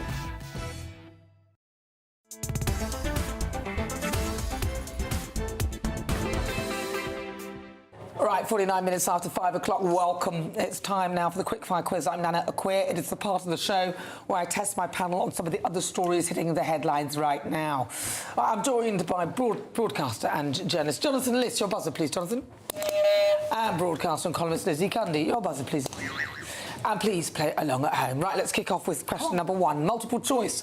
Which popular London landmark was illuminated to mark the 100th birthday of Sir David Attenborough? A, Big Ben, B, Buckingham Palace, or C, Piccadilly Lights? Jonathan Liss. Was it Big Ben? Lizzie Cundy? I'm going B, Buckingham Palace. All right, the answer is the Piccadilly Lights. Both of you completely wrong. 0-0. Oh, don't do that. Sorry. Question 2, open question. Which UK airport was rated worst for flight delays in civil aviation authority data from 2025? Lizzie Cundy. Gatwick. Jonathan Liss. Stansted. I think the answer is Manchester Airport, where flights are on average 19 minutes and 30 seconds behind the schedule. We're doing well. Is this 0-0? Right, let's go. Point. Question number 3, closest answer wins. The number of illegal migrant crossings from France has reached a shocking new milestone this week. But how many? This week? Yep. Lizzie Cundy. 718. OK, I would say 900 then. It's the closest answer wins. 200,000 this week. Oh. Week? No, You said it this reached week? a shocking milestone this week. Oh, right, Oh, okay. sorry, I thought you meant this week. Well, I know wasn't that. You got listening. nothing for the Well, I got priority. closer. Closest answer I'm was closer. Jonathan Liss. Yes. I know that answer. 200,000 have arrived since the channel crisis began. It's all about the inflection and timing in which I speak, and I did that to you on purpose. The tally was reached on Friday morning after a group of 70 migrants were taken to the Border Force Processing Centre in Dover Harbour. Question 4, true or false? The UK experienced the hottest day of the year so far this week. Lizzie Cundy. True. False. OK, the answer is true. 2-0. Yes. 27 degrees. Question 5, multiple choice. How much money did 2026 London Marathon reportedly raise? 87.5 million, 50 million, or 120? Jonathan Liss. C, 120 million. No, it wasn't. It was A. Hey, all right, well, this is just that. Listen, that's enough. I've seen enough. You're basically useless. No, I win. I still Both win. been useless today. I win. All right, OK. No, you don't, because it's 2-all. If I give an extra I point... want Stuart's inquiry for I don't the know why we're question here. not being said correctly. All right, well, listen, this afternoon I've been asking, could Sir Keir Starmer finish the Labour Party? And the results are in. Jonathan, what's your guess? 99% yes. Lizzie Cundy. I think so too. I never 98%, you were slightly close. 98% said yes. Well done. Only 2% of you I want the said no. I want to know who the 2%. Can they stand up? I don't know. As I said before, no one's going to finish the Labour Party. The Labour Party is bigger than any one person. All right, well, listen, friends of GB News, don't forget you can vote in your You Decide polls for free. Scan that QR code. Now, I've got to say thank you so much to my panel, broadcaster and columnist Lizzie Cundy, and also Jonathan Liss, journalist, for joining me now. And a huge thank you to you at home for your company. I'm going to see you tomorrow, same time, same place at 3 o'clock. I'll see you there. Up next, it's the Saturday 5. Thank you, Nana. I'm back. Yes, it's going to be an amazing Saturday 5 tonight. Of course, we're going to be covering this breaking news that Catherine West MP, a former minister, has come out and challenged Keir Starmer for the leadership. We'll be talking all about that and covering the local elections. Christo thinks Keir Starmer should stay. Can you believe it? Emma's going to be talking about Essex man and women and why they're leaving Labour in droves. And I'm going to be saying what the Labour Party needs to do next. See you after the break. Expect warm spells with the odd rude interruption. Boxed Boiler sponsors the weather on GB News. Hello there, good afternoon. Welcome to your GB News weather update from the Met Office. Feeling much cooler as we head towards Sunday with some chilly easterly winds, particularly across the south. Though the good news is there will be lots of dry weather. For this evening, though, there will be some rain and showers for a time, particularly across northern parts of England where we do have this cold front slowly edging its way southwards. So some spells of rain, some showers across central parts of England, parts of Wales into this evening. But any rain or showers largely easing away. A few showers around coastal areas of Scotland, but actually across many northern areas there's going to be plenty of clear skies. So temperatures soon dipping away here. We'll likely see a patchy frost in places. Many towns and cities pushing closer to freezing. But actually across the south, a rather mild night due to all the cloud. Some fairly breezy weather here as well. Now, to start across the north, there's actually going to be plenty of dry weather, lots of sunshine around to start the day, but a cold start, patchy frost in places, still a fair few showers around northern coasts of Scotland. Similarly, across Northern Ireland, northern parts of England, a dry and bright start despite it being fairly chilly.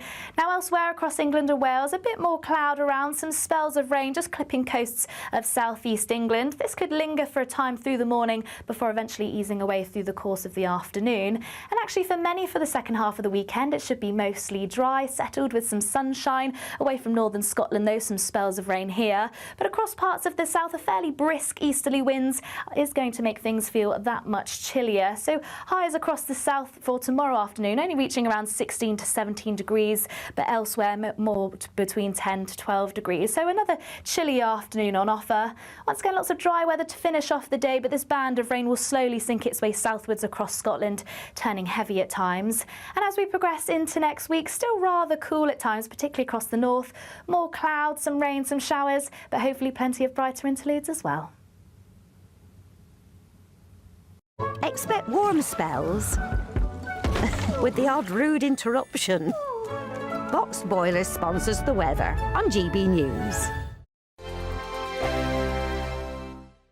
£76,543 and 21 pence in tax-free cash could be yours this summer. That's totally tax-free cash to spend on anything you like. And remember, because it's totally tax-free cash, you'll get to keep every single penny. For a chance to win, text cash to 63225. One entry costs £2.50 plus one standard network rate message. Or text bonus to 63225.